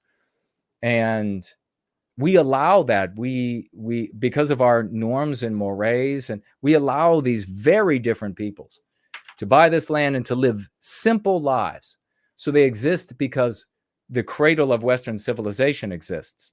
They won't exist or persist as we are white erased. The Amish and Mennonites are white.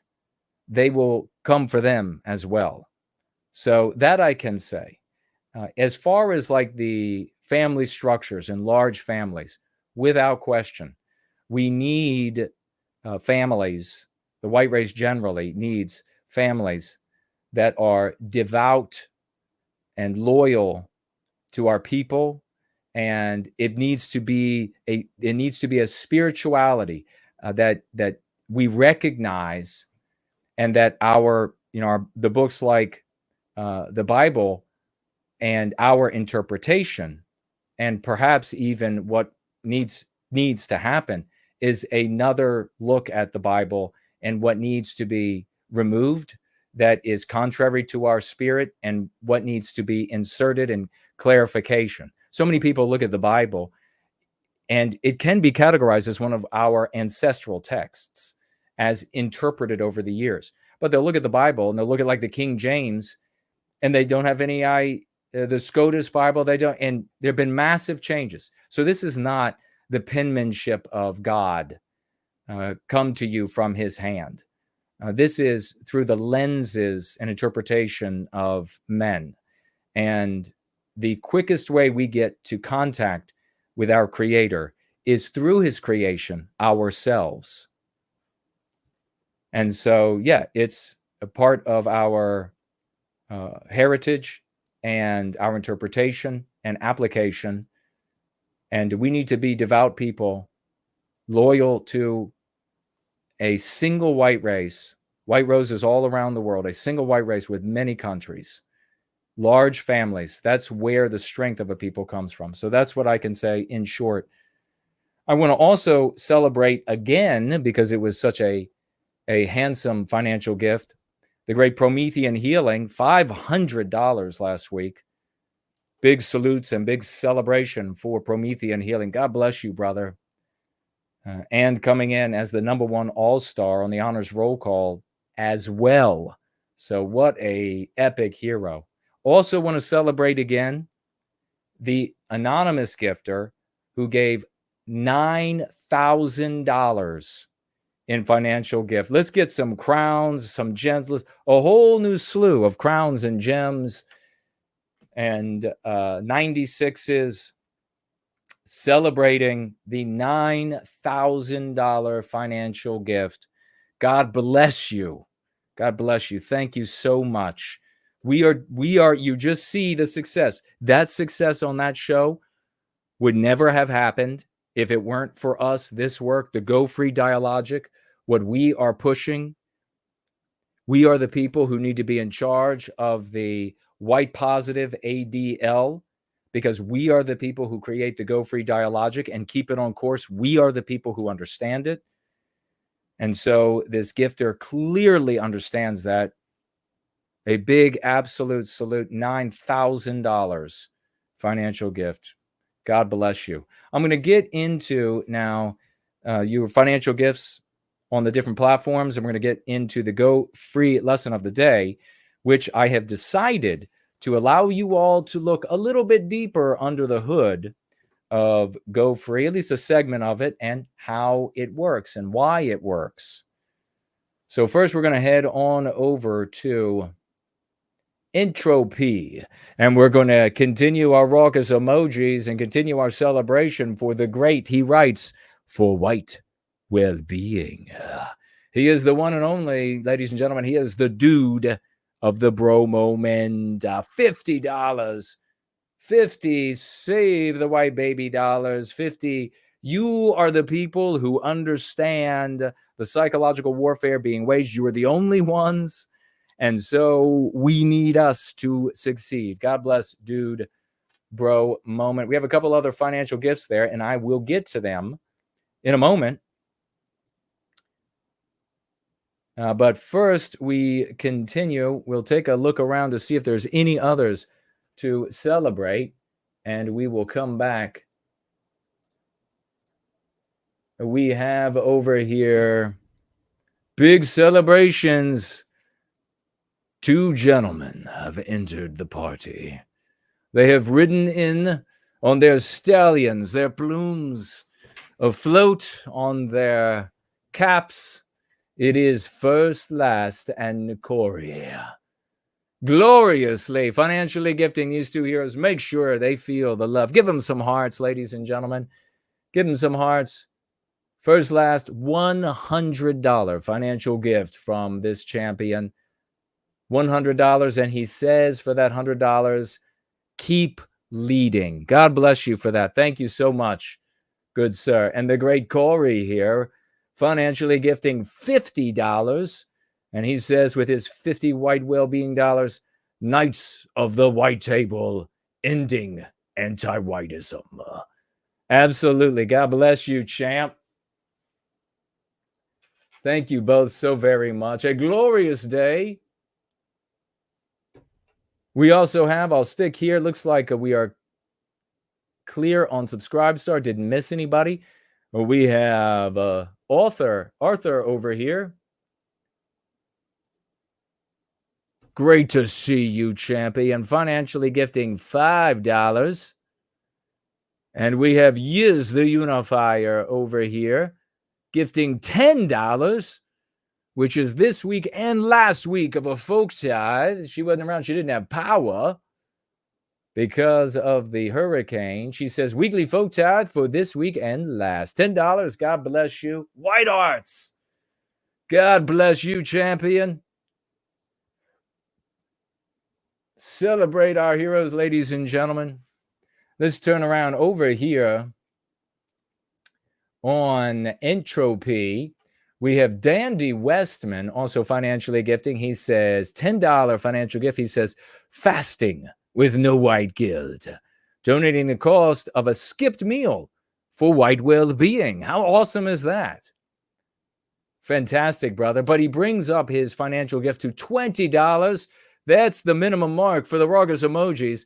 Let's get them out, ladies and gentlemen. 07s, 07s, based fire, real. Dandy Westman, $20 financial gift in total. And he says with his second message, achieved 42 hours fasted and breaking it with a 48-hour dry Dry, is that brined? Cowboy ribeye, is that brined? 48 plus hour. Okay. Dry, brined, must be. Cowboy ribeye with no white guilt. Yes. Dandy Westman, it's going to be the most succulent that you've ever eaten. Wonderfully done, brother. And we also have over here Stumbling, $5 financial gift. And with those $5, he says, hi, Jason. What do you think of the term abstractioneering, meaning the harmful practice of turning white-centered issues into abstractions? Yes, I like it. Keep work on it. Use it. See how it flows. See how people respond to it. But yeah, that is an option. And we'll see how it works. Well done. And thank you for the financial gift. I think we might have another that I've got to look over here. Did I miss? Is there a Spartan? A Spartan is financially gifted over here as well. $10. Thank you so much, Spartan. And Spartan writes, for white well-being. Thank you, brother. $10 for white well-being. Just looking here on the back end of the dashboard to make sure we didn't miss anybody, and it looks like we didn't. We also have over there on Rumble, the great Slaughtz, a true champion in service to white well-being, financially gifting $1. Thank you, brother. He says, I owe you a debt for this stream. I put $100 in and then checked my bank account and couldn't do it. Well, what happened? But big salutes to you. Let's get him some love. He gives $100 of dedication for white well-being every minute of every day. $100 of dedication and love to white well-being every minute of every day to the great Slaughtz, ladies and gentlemen. Quadruple 07s, flags and raucous emojis. Make sure he gets some swashbuckling flags. They are misnamed pirate flags in the emojis. Make sure he feels the love. Big gratitude, Slaughtz. Let me see if we got any other financial gifts, and then we'll come back to your comments where you tag me. All right. Nothing on the other two. Big hello. I will check first the comments on the live chat on Twitter. Hello to those over there as we move through here. Antiwhite ends with you. I want to propose the idea that if everyone in Go Free who follows you on Twitter became mutuals, then we'd all have over 10,000 followers. I think that would really accelerate our reach in tweets, etc. Yes. Let's always. I try to always, except unless it's somebody who's brand new, and then who knows? So I gotta first make sure that you're legit. But I try to follow every single person back who is in our community. Yeah, we should all do that without question. And asking as well, can you see this? I can indeed, and thank you. I support Donald Trump. Never surrender, says, I see you. Well, thank you. I'm glad you can. And Andrea over here says, Caucasians, we use Westman, Western kind, or white. But Caucasians globally are only 7%, very low number, of the global population. Precisely. We are by far the minority. Clean of white guilt. Great to see you over here in the live chat on Twitter. Says, no white guilt when charged with racist. That's, of course, in quotes. The 4 approaches: affirm, deny, satirize, and educate, when countervailing the anti-white. Please explain how educate scientific reasoning looks, how to avoid it. Okay, so maybe we'll make that the Go Free lesson on this coming Sunday.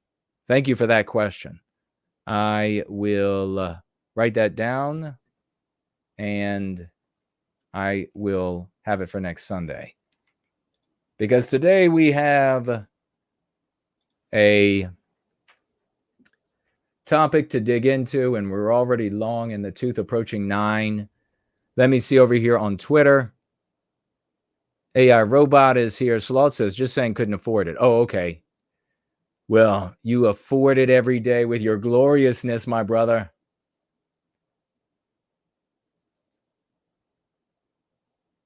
Okay, making sure we didn't miss anybody. Dandy Westman is here. Westman Positivity, thank you all for celebrating. Cindy Ben, Ivan the Horrible, wonderful to see you all. Wonderful that you are celebrating. We need to celebrate each other. Remember to tag me. Anna is with us tonight. Hello, young lady. That was supposed to say good source. Thanks for sharing my snail mail. Oh, okay. Put it on YouTube. Yes, it's a funny video of yours truly talking about snail mail, saying you could send me snail mail. Winged Productions is here. Great to see you, brother. Max and Rob, hello, young lady. Artificer is here. Stumbling is here. What makes it better is they brought him on explicitly because they thought he was an easy target to mock. Very astutely noticed, my friend. They absolutely did think that he was going to be easy to burn down. And probably, you know, he has this really high-pitched voice and on. They thought, oh, he's going to come in here. He's going to use all of these arguments within the anti-white narrative that we know how to destroy, that all of the audience has been programmed to respond in a specific way.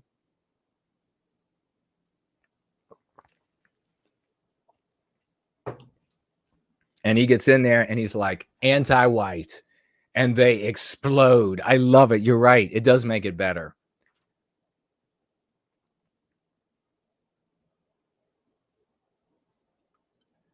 Amy says, there's cheering noises nonstop in the background. That is because the world is celebrating us. When we are celebrating our Swash, that's how we change the world. And we have been changing the world. You've got to change the story that you live in. You change the story that you live in with the concepts you use to discuss events in that story. And since we still have to be propagandized by our victimizers, if we demand to be spoken to with certain concepts, they have to use those concepts. And if they use those concepts, they are in our story. And in our story, they're the villain. And that's what that guy noticed right away. And that's why he ran away and said the guy who brought that guest on was in big trouble. And he throw him out or I'm leaving. And he ended up leaving. She says, stop the cheering. Never. We will continue the cheering forever. Helio Zabit is with us. Great to see you, brother. Remember that Yiz the Unifier is on tomorrow at 6 p.m. on her channel. First Last is here. Great to see you. Scrolling through, Henry is here. A couple weeks ago, I said in front of my class, quote, no politician will ever say that they want to help white families or support our community because it's perceived as immoral. That is so prescient, so brilliant, because he says this in class right out of the Go Free Dialectic. Says this in class, totally prescient, right, powerful. And then you have none of the white people talking about coming out and saving all those white people in North Carolina. Fantastic, man. Spud Ruggers is in the house. Great to see you, young lady. Proud citizen of Western civilization. Scrolling through. Foster is with us. Matt is with us. Tomb of Arminius.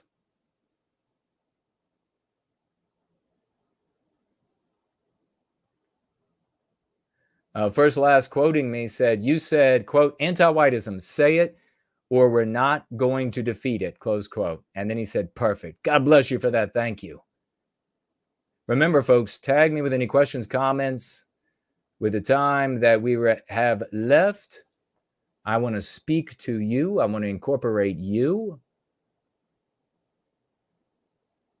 Cool Papa says, when people talk about how small the population of whites actually is, they also forget to mention that we are also an aging population. That's a great point, too. A huge number of that 7 to 8% of the world's population that are white are old white people. They're senior citizens. They won't be producing. They won't be living a lot longer. So there's a precipitous drop that's coming. Anti-white out is here. Full white well-being is here. Spud Ruckus asking about the mailbag, the thaumatological mailbag, and said, did you not receive mail? And I checked my mail, and no, nothing in the mail yet. Do you have something on the way? I suppose I will check again very soon. So thank you for that. My eye will be open for something. Looking forward to it. Max and Rob says, hello, just want to say thanks for saying hi, FYI. Oh, Max and Rob. Oh, so now a man. Max and Rob, I thought one time, okay, maybe thank you for that. Thank you for that, my brother. First Last is 20 minutes behind, but he is struggling to catch up. He'll be here soon. Thank you so much. We also have to get out our raucous emojis. Get out your raucous emojis and celebrate. Because Lady Anglo has decided to join those who will be celebrated tonight. Lady Anglo, ladies and gentlemen, come on. Let's get some balloons. Let's get some crowns, some tiaras. Let's get show some $25 financial gift tonight from Lady Anglo. God bless you for those $25. Saying with them for white well-being. It's glorious. God bless you. Thank you so much. I'm going to be keeping an eye across the platforms. I want to hear from you. We already have jumped to the thaumatological mailbag, and unfortunately, I peered into the thaumatological mailbag and it was empty. But hopefully by the end of the week, by next Sunday, we will have the letter that Spud has sent. We will see. Announcements. Oh, I was going to show you once again, but I don't have it up. The picture of my rotors. Should I do a video of me changing the rotors and brakes? I feel like I already have the picture of the rotors up. Ooh, I think I do. I think it won't be very difficult to share.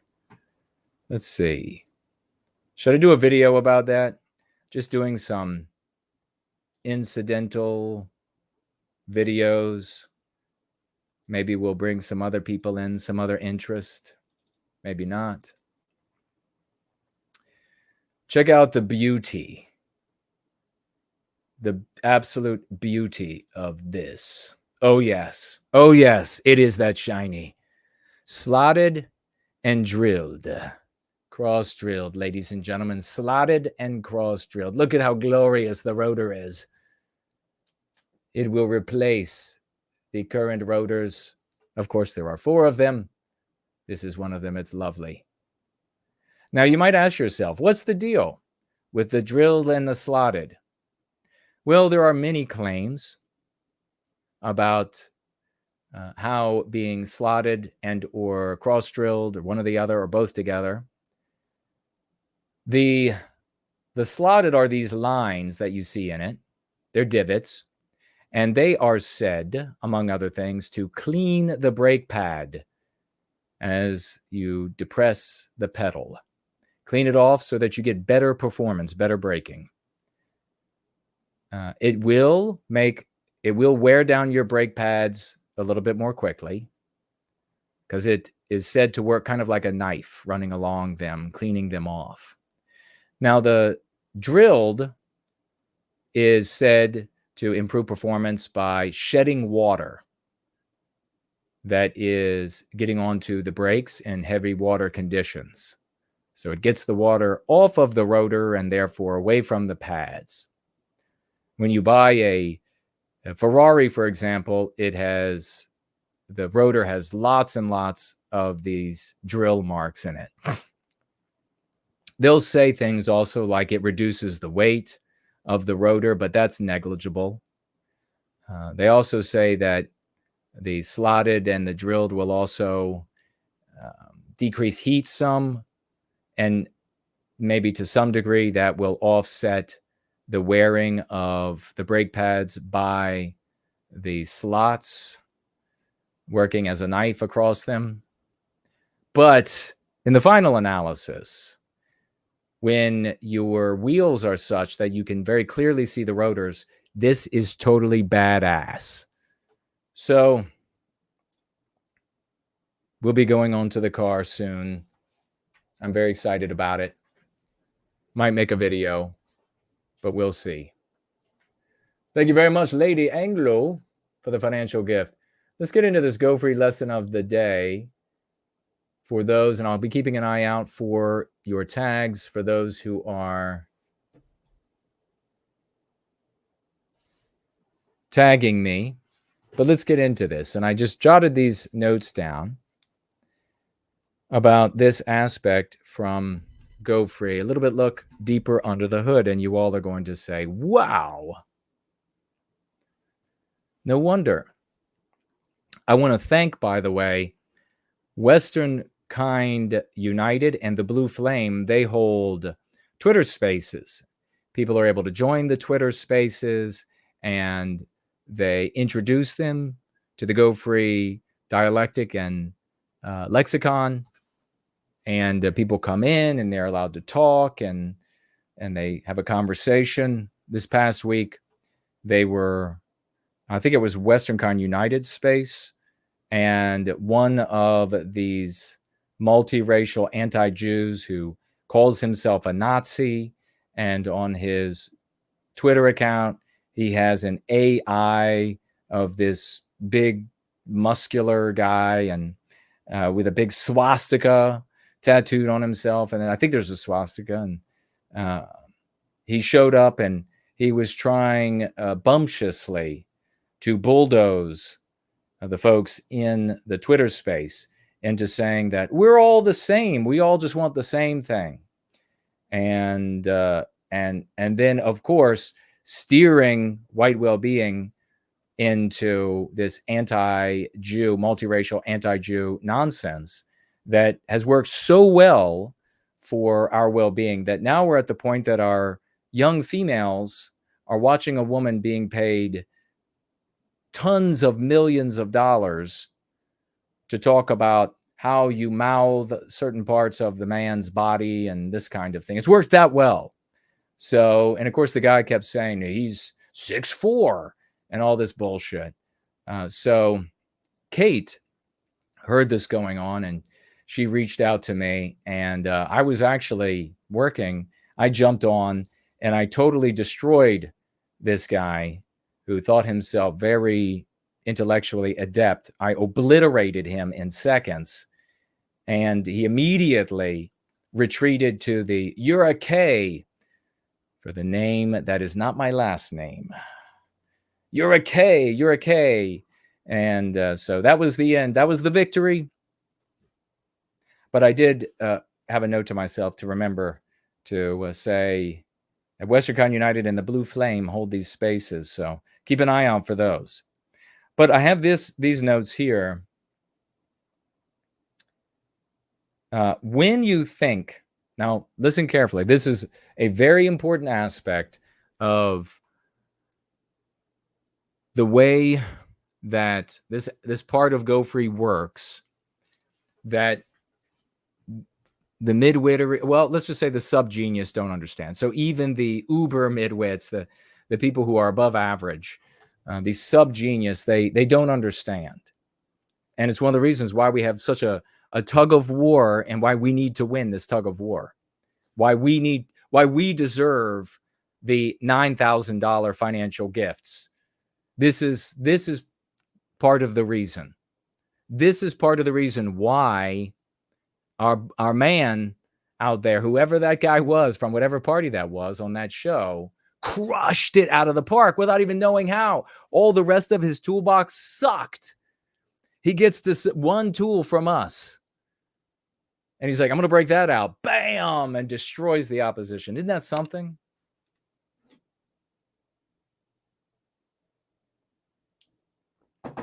So let's see what we have here. When you think anti-white, so I'm putting in quotes not because it's questioning it, because I want you just to understand that we're talking about this concept. When you think anti-white, you think about behavior and a set of ideas. When you think white person or Westman, you think of a human being, of human life, and therefore everything attendant to human life. Living, sentient, valuable, precious, and therefore warranting protections, rights, all things that we want for ourselves, and so we extend to others. We instinctively identify with human life. And I'm going to pause right there just for a moment before continuing, because I gave years ago, many years ago, a very young man, I gave several speeches at a couple little groups and meetings where I talked about this. And the midwittery present, they were like, yes, I can understand that honestly for a moment, or I can't understand that, but I'm going to pretend like I understand it, or I'm going to pretend like I understand how it could be applied. And, or even though I maybe can understand what you're saying, and I can understand these concepts and how they work, I don't understand how it will work in my life, or how it works I don't understand how it works in the field, so I'm not going to use it. So just know that I've had this experience. I'll continue. When you weigh, first of all, let me say, some of you right now are already seeing, oh my gosh, I see these pieces coming together. When you weigh the victimization of a person against behavior and a set of ideas, who or what do you automatically identify with? The human being, human life. Therefore, when we, or even anti-whites, view the victimization of white people as a consequence of behavior and ideas, they can't help but identify with the human being, the human life, the white person. You just saw that in that victory. Now, when someone says that Jews or blacks, rather than anti-whites, are the problem, and therefore steps have to be taken to remedy the problem, i.e., Jews and blacks, they immediately cause their audience to think of and identify with the human beings and everything attendant to human life.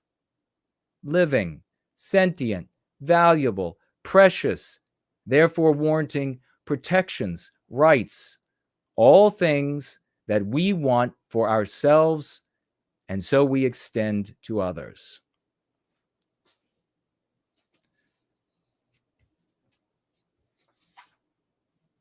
Now do you see a little further under the hood of how this works, and how blaming, this is irrespective of how many or what percentage of Jews are anti-white, or blacks, or white people for that matter are anti-white, irrespective of all of that. When you are having a conversation with a person and you identify a behavior and set of ideas as victimizing a group of people, your interlocutor can only identify with the human beings.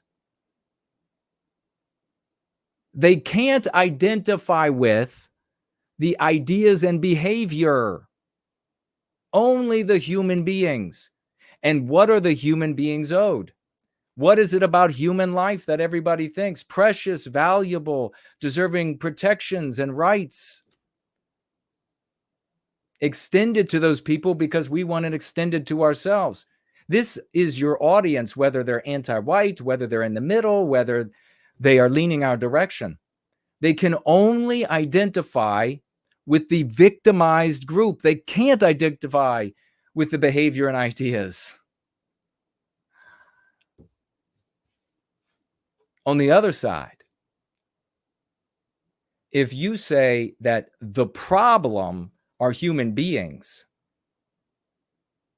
the problem is something that your audience can't identify with, but they can identify with the human beings that you want to remedy. They can say, well, yeah, maybe that Jewish guy that owns these and owns that are anti-white, and maybe those black people that murdered on whatever day during whatever anti-white terroristic attack are anti-white. But I know Jews that aren't anti-white. I know blacks that aren't anti-white. And obviously, without even knowing them, there are going to be some. And those are human beings that I can identify with, who have human life, that are sentient. And human life is valuable and deserving of protections and rights. And so, for generation after generation after generation, we end up with vehicles, approaches, ideas that fail to use the psychological empowerment of the Go Free dialogic. And we end up in a place where Alex Cooper is saying the nasty things, the nastiest things that you used to have to buy a porno movie to hear talked about in the past, and that you had to get from the dirtiest parts of town, and that you would hide and you would rather die than let anybody know that you had it. Now that's prime time, and your daughters, you're 15, you're 16, you're 17, you're 18, you're 19, your 20-year-old daughters are watching in watch parties, #2 show on Spotify, mega pop, #1, by the way, #1 show for women, the #1 show for women. Remember, when people are telling you the Go Free, just like that guy that came into Western Kind United's Twitter space, came in and said, the Go Free lexicon does nothing. Remember what I'm telling you here today.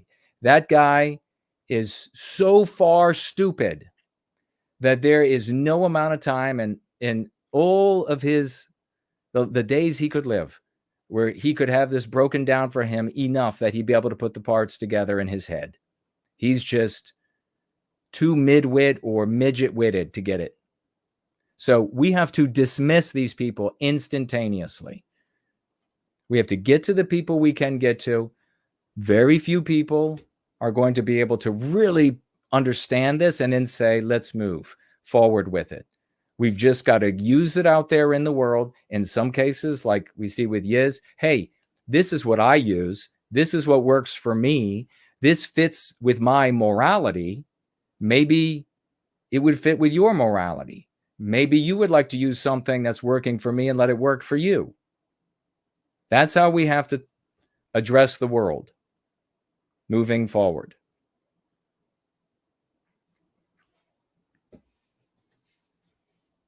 I had, when I gave speeches about this, years and years back. I had people who came up afterwards and they were like, yes, this is you absolutely, that's brilliant. It's true. You sympathize with the human being. You can't sympathize with the behavior. It's genius.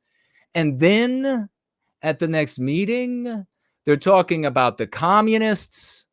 They're talking about the Marxists. They're talking about the Jews, not talking about anti-whites, anti-whiteism. So bad habits die hard.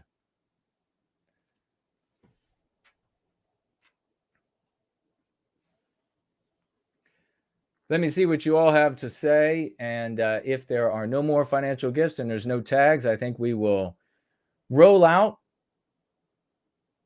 It's been a great gathering, a great Sunday gathering, big victories.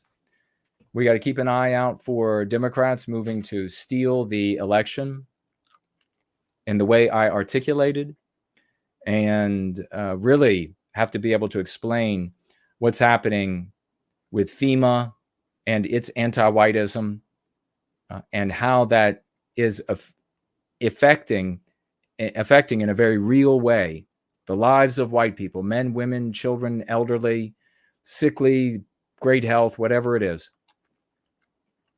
These are the consequences of anti-whiteism, not of the government against this multiracial coalition of the people. No, give me a break. That's disgusting. That is such a cowardly explanation of what's happening. Against the blacks, they fucking say on their own website how they're going to victimize white people to do for blacks and non-white people with their equity explanation. Oh, darn. Somebody said, I saw it out of the corner of my eye, about Buddy Brown, how all the country guys would, who said that? All the country guys would just stand up and say, oh, y'all gonna do it here. We don't need your help. We do it ourselves. That's what happened, all right. You're in the heart of the Southland. And ain't none of that happening. None of it. Buddy Brown, none of it. It's always been nothing but talk. I mean, at least during our lifetimes, just been nothing but talk. We can run a trout line and a country boy can survive. That's a good song. And I can sing it a lot better than Buddy Brown can if he were to try. But those guys were even gone back then. There are too few of legitimate.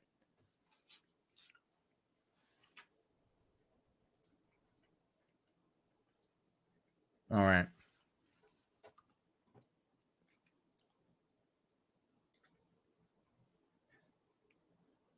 Didn't miss anybody on entropy.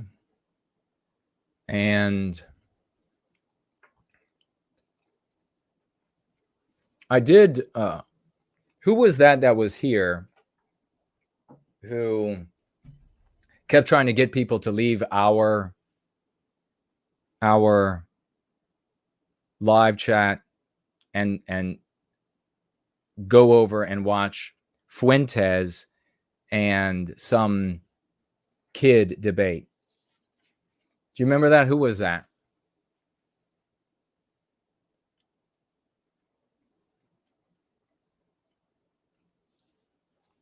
We have such a stolid white population.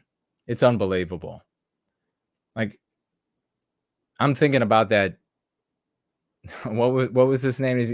He had his stage name, but then he started using his real name, and now the country music singer in Virginia that ruined his whole career about a year ago, a little over a year ago now, came out and he was like, it's about us multiracial resistance to the man, which is always represented as white. And I almost just had his name again.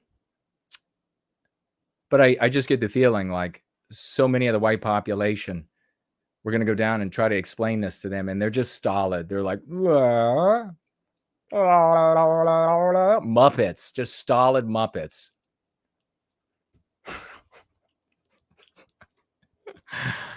Just a race of stolid, and this is no irony, just a race of stolid Muppets waiting for doughy headed and bodied Muppets, waiting for the females who are just getting done listening to their episode of Call Her Daddy to tell them what to do.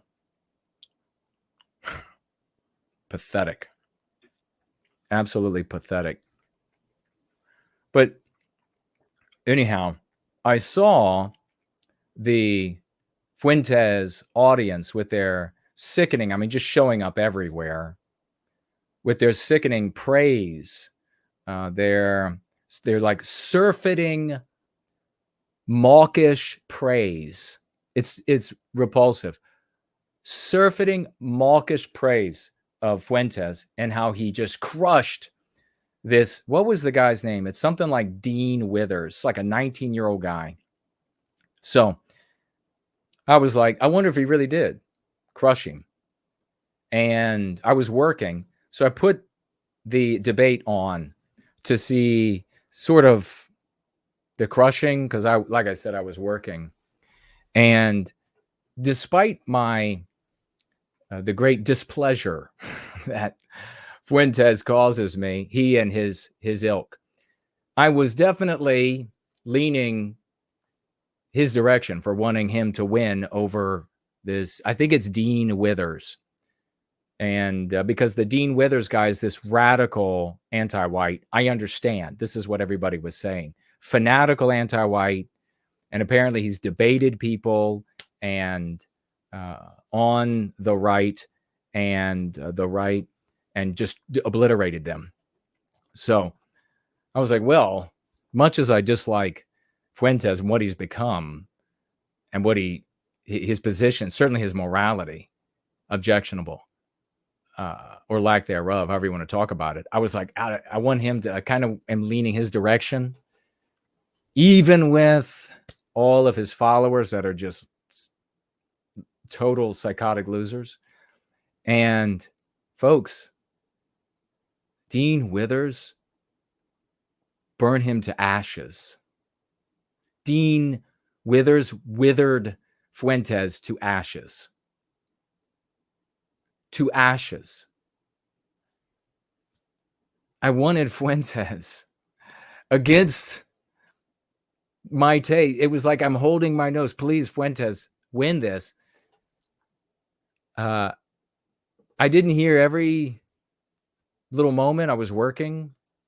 But at the moments that seemed to like get vociferous, where Withers was withering Fuentes, Withers was using sound logic to gut Fuentes, and Fuentes would just laugh snarkily in response. And the moments when Fuentes was making some point, it was absent of logic. It was relying on the prejudices of his audience. And I thought, wow, I mean, that's not even an argument. To say everybody knows, that's not an argument. Fuentes said that several times. Everybody knows this. No, that's not. I was really stunned. I was stunned. And I guess in a way it was Fuentes, now, 26 or something, getting his comeuppance from a snarkier and quicker-witted anti-white than himself. But what a surprise. But the thing that then I wondered, I was like, boy, this is really, his followers are going ape shit, telling everybody how Fuentes won. And it wasn't even, I'm not being prejudicial against Fuentes. I wanted Fuentes, holding my nose, to win. It wasn't even close. It wasn't even remotely close. I can't even think, again, though, I didn't watch every little. I mean, maybe we should watch it and talk about it. What do you all think? Should I break it down like on a Wednesday? It was put on, I think the guy's name, you'll have to forgive me. I don't know who all these people are. I think the guy's name was Aiden Ross, who promoted it. And I don't know who that is. That name was said. And who else? I don't know if any other names were said. Anyhow, they started off talking about, and I didn't agree with really either of them. And I saw times that Fuentes really had an opportunity to undermine the logic of Dean Withers, but it didn't come to him. It was also funny that apparently Fuentes said that he had no clue who this guy was, that he was apparently supposedly getting ready to stream. And then as he was pressing go live, I guess the Aiden Ross guy reaches out and says, "Will you do this? And I've got this guy to debate." And Fuentes is like, "Yes, I will go to battle against anyone," not knowing who he is. But then within 10 seconds of saying that, Fuentes starts talking about how he watched the guy's clips prior to the debate. So it's either you watched his clips and you saw him humiliate all of these other right-wingers, or you had no idea who he was and you said, okay, you don't know what his positions are and you don't, and then you did. So, I mean, I can understand him wanting to kind of lower the bar for himself, but I mean, you just revealed yourself there. So probably one of the most unpleasant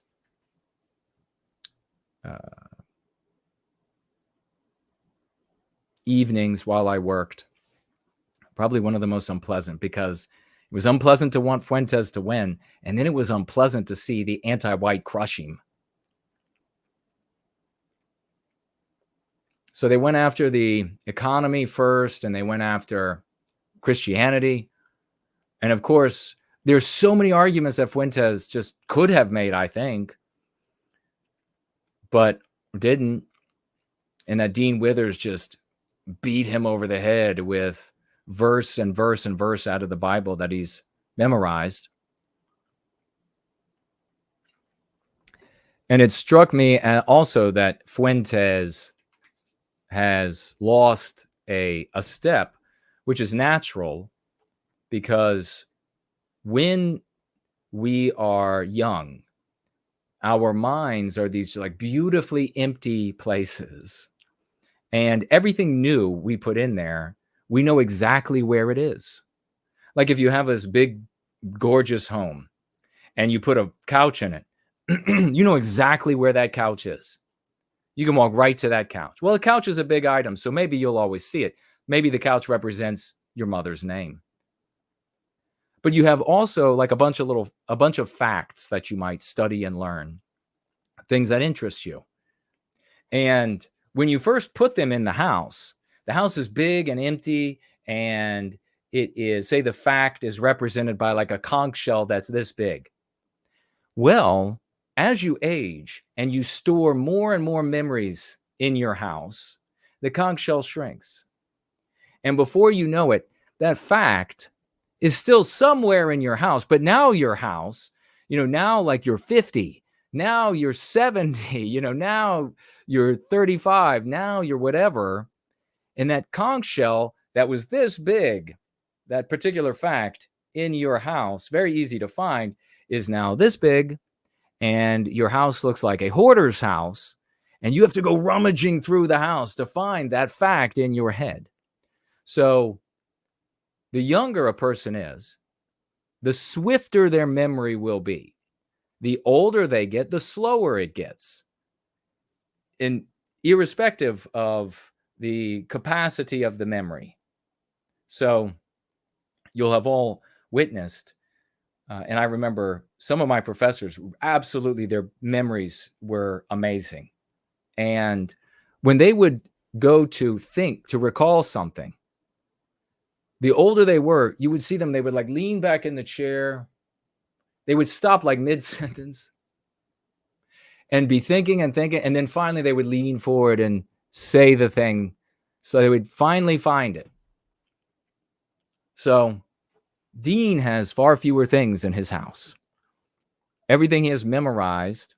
He's memorized a lot about Bible verses so that he can trump people who are Christian. He has no problem. I mean, this wasn't brought up by Fuentes. Should have been brought up. Since they really did try to, the Aiden Ross guy really did. Oh, the other name was Sneeko. Isn't that the black guy? They really tried to operate it like it was a proper debate. And Dean Withers was going out of his way to use these like little snarky, underhanded comments that are used in these debates to undermine the opposition without doing something as blatant as poisoning the well.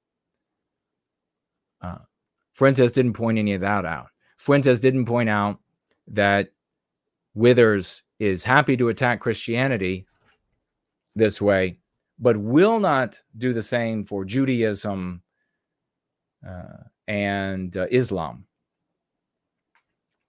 He won't be attacking Judaism and Islam. And why is that? Well, you here know the reason. It's not because Judaism and Islam, XYZ. It's because Withers is anti-white. Christianity is almost entirely white and safe to insult because it's a bunch of white people.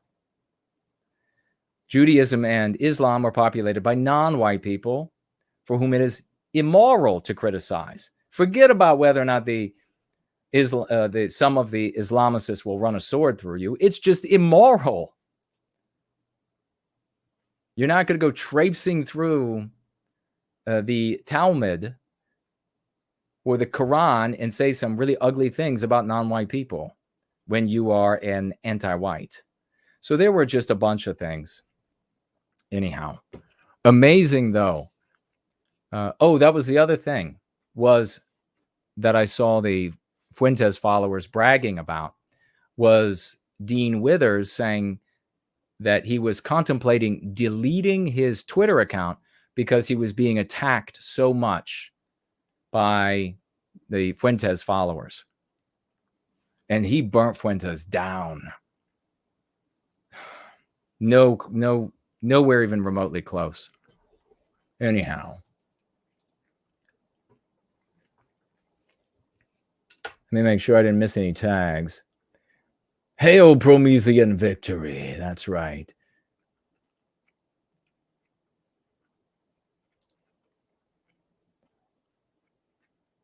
Anthony Oliver. That's right. Oliver Anthony Oliver. But he started going by his real name, right? We have a new follower on D Live. Welcome to you, Sword of Michael. Yes, indeed. Archangel Michael, come to crush our victimizers.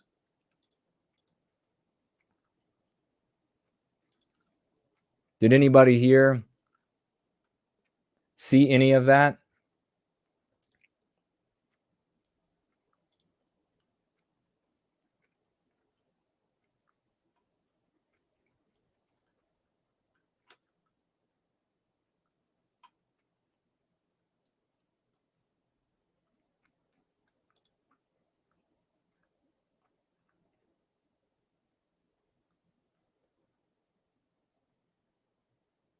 Seamus McCarthy. Yes, it is where you jump in and say hello. Good to see you.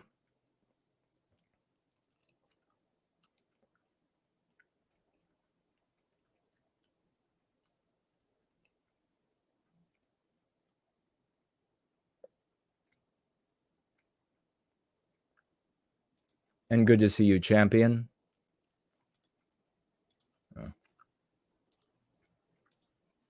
All right. Didn't miss anybody here. We will be back on Wednesday, unless something happens. I already mentioned Yiz show tomorrow, and she's got one on Thursday at 6 p.m. as well. Oh, we have a $5 financial gift from Western Kind United. Thank you, brother. He says, new policy is 1 warning for rude behavior, then kick. Well done. So now he's not gonna tolerate. Yeah, I mean, I think that if somebody comes into your space and we're going free, this is what we do. So you've got to respect us. You know, if you were to go over to a Nazi space and you started slandering immediately these people, then you would expect that they would like throw your ass right out. So it's totally legitimate to say to people who come into your Twitter spaces, like, hey, we practice Go Free, the Go Free dialogic. And so you're going to have to give us respect. Insulting our practice insults us. And one of the things I did, folks, when I came on there was I immediately demonstrated that the self-proclaimed Nazi didn't have the same objective as we do. Our objective is to end our victimization. His objective is to harm Jews. And I demonstrated that immediately, and I was like, debate's over, man, you lost.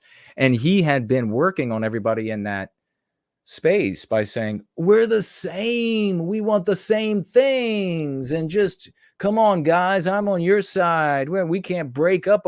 No, these multiracial anti-Jews are not at all the same as us. They do not have, they can wave all the Nazi flags, wave all that shit you want. That is not, what you're doing has nothing to do with white well-being. Clowns.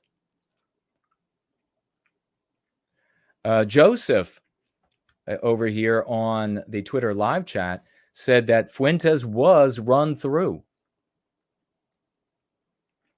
Now, Joseph Z, let me ask you, were you pulling for Fuentes as I was while I was holding my nose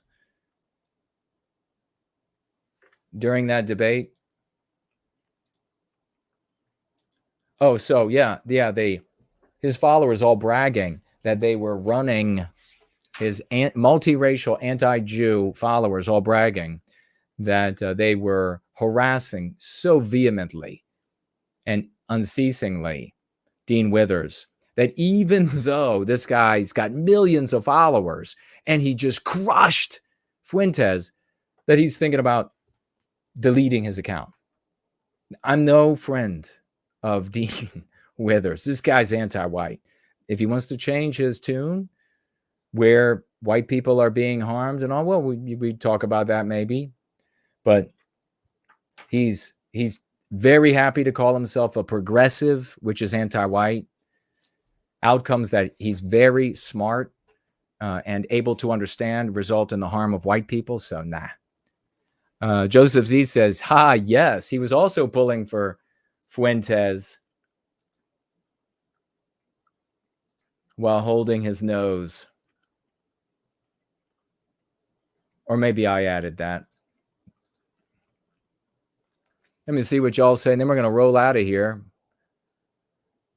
Slaughtz saying to Forgotten Furian, you can come back in 5 minutes and tag. Okay, so there were comments here.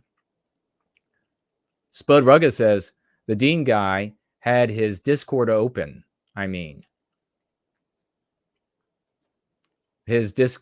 think that having his Discord open helped him? Well, with facts and figures, I'm sure. And there were a couple factual disputes, which you just have to walk away from.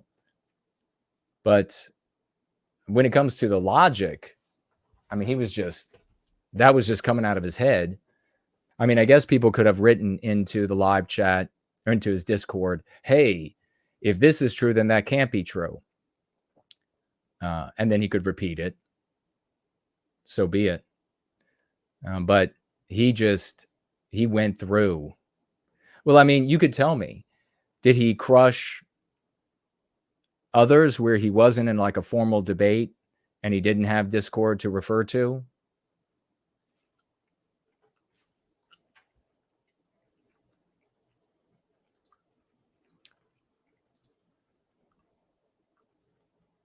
Okay, so I see the first comment from, unfortunately, we're run out of time, but Forgotten says he has blue eyes and royal blood, and he's more white than you are. Answer the question.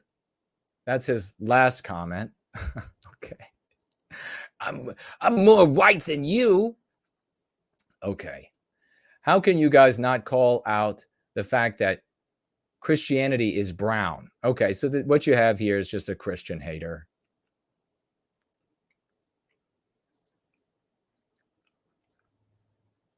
Fuentes says in the debate that this is about Christianity. Everything is about sending Israel money. Well, that's obviously just factually not true.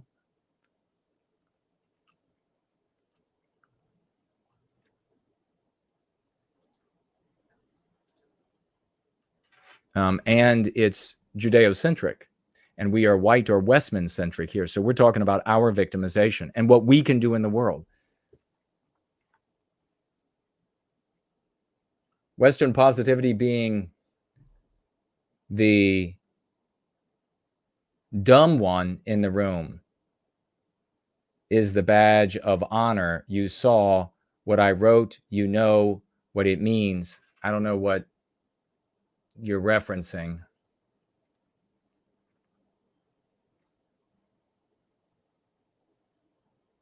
Put down the doubla and the runes.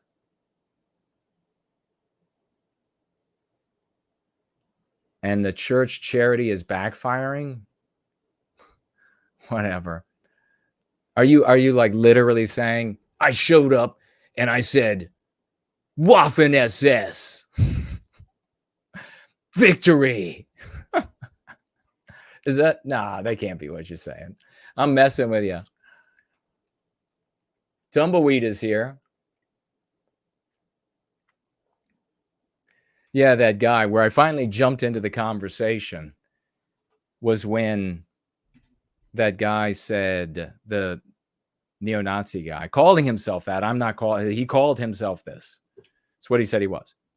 And some of the people in the live chat were saying, look, you can't go to people and start saying things like the Holocaust didn't happen and the painter was right and all the Jews are evil, that they are anti-whiteism. And he said, well, you see, I'm 6'4" and I'm really muscular. So when I talk to a woman, she immediately starts sig heiling.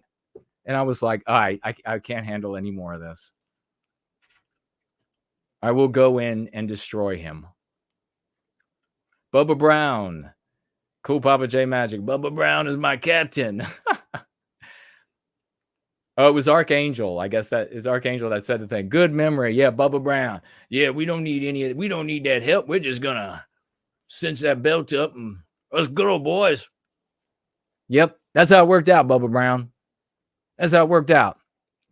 They fixed it all on their own. They don't need no government. Henry says, where can I find that video of the guy calling him an anti-white knuckle dragger? I don't know. Well, just like an imbecile, a dumb person dragging the knuckles like a gorilla. And maybe I'll post. I think I did retweet it. Yeah, I did. And I said, it's a great victory of ours. Slaughtz says, what a great idea, Jason. Next meeting, I like my ideas better. What are we talking about? Damn.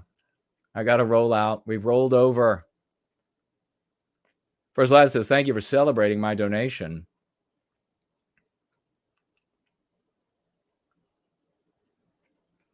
Okay, Spud said that the Withers guy had another known debater feeding him answers. They also mentioned some name Harry or some other guy, some other anti-white. So maybe they were both, but whatever, they just right through like a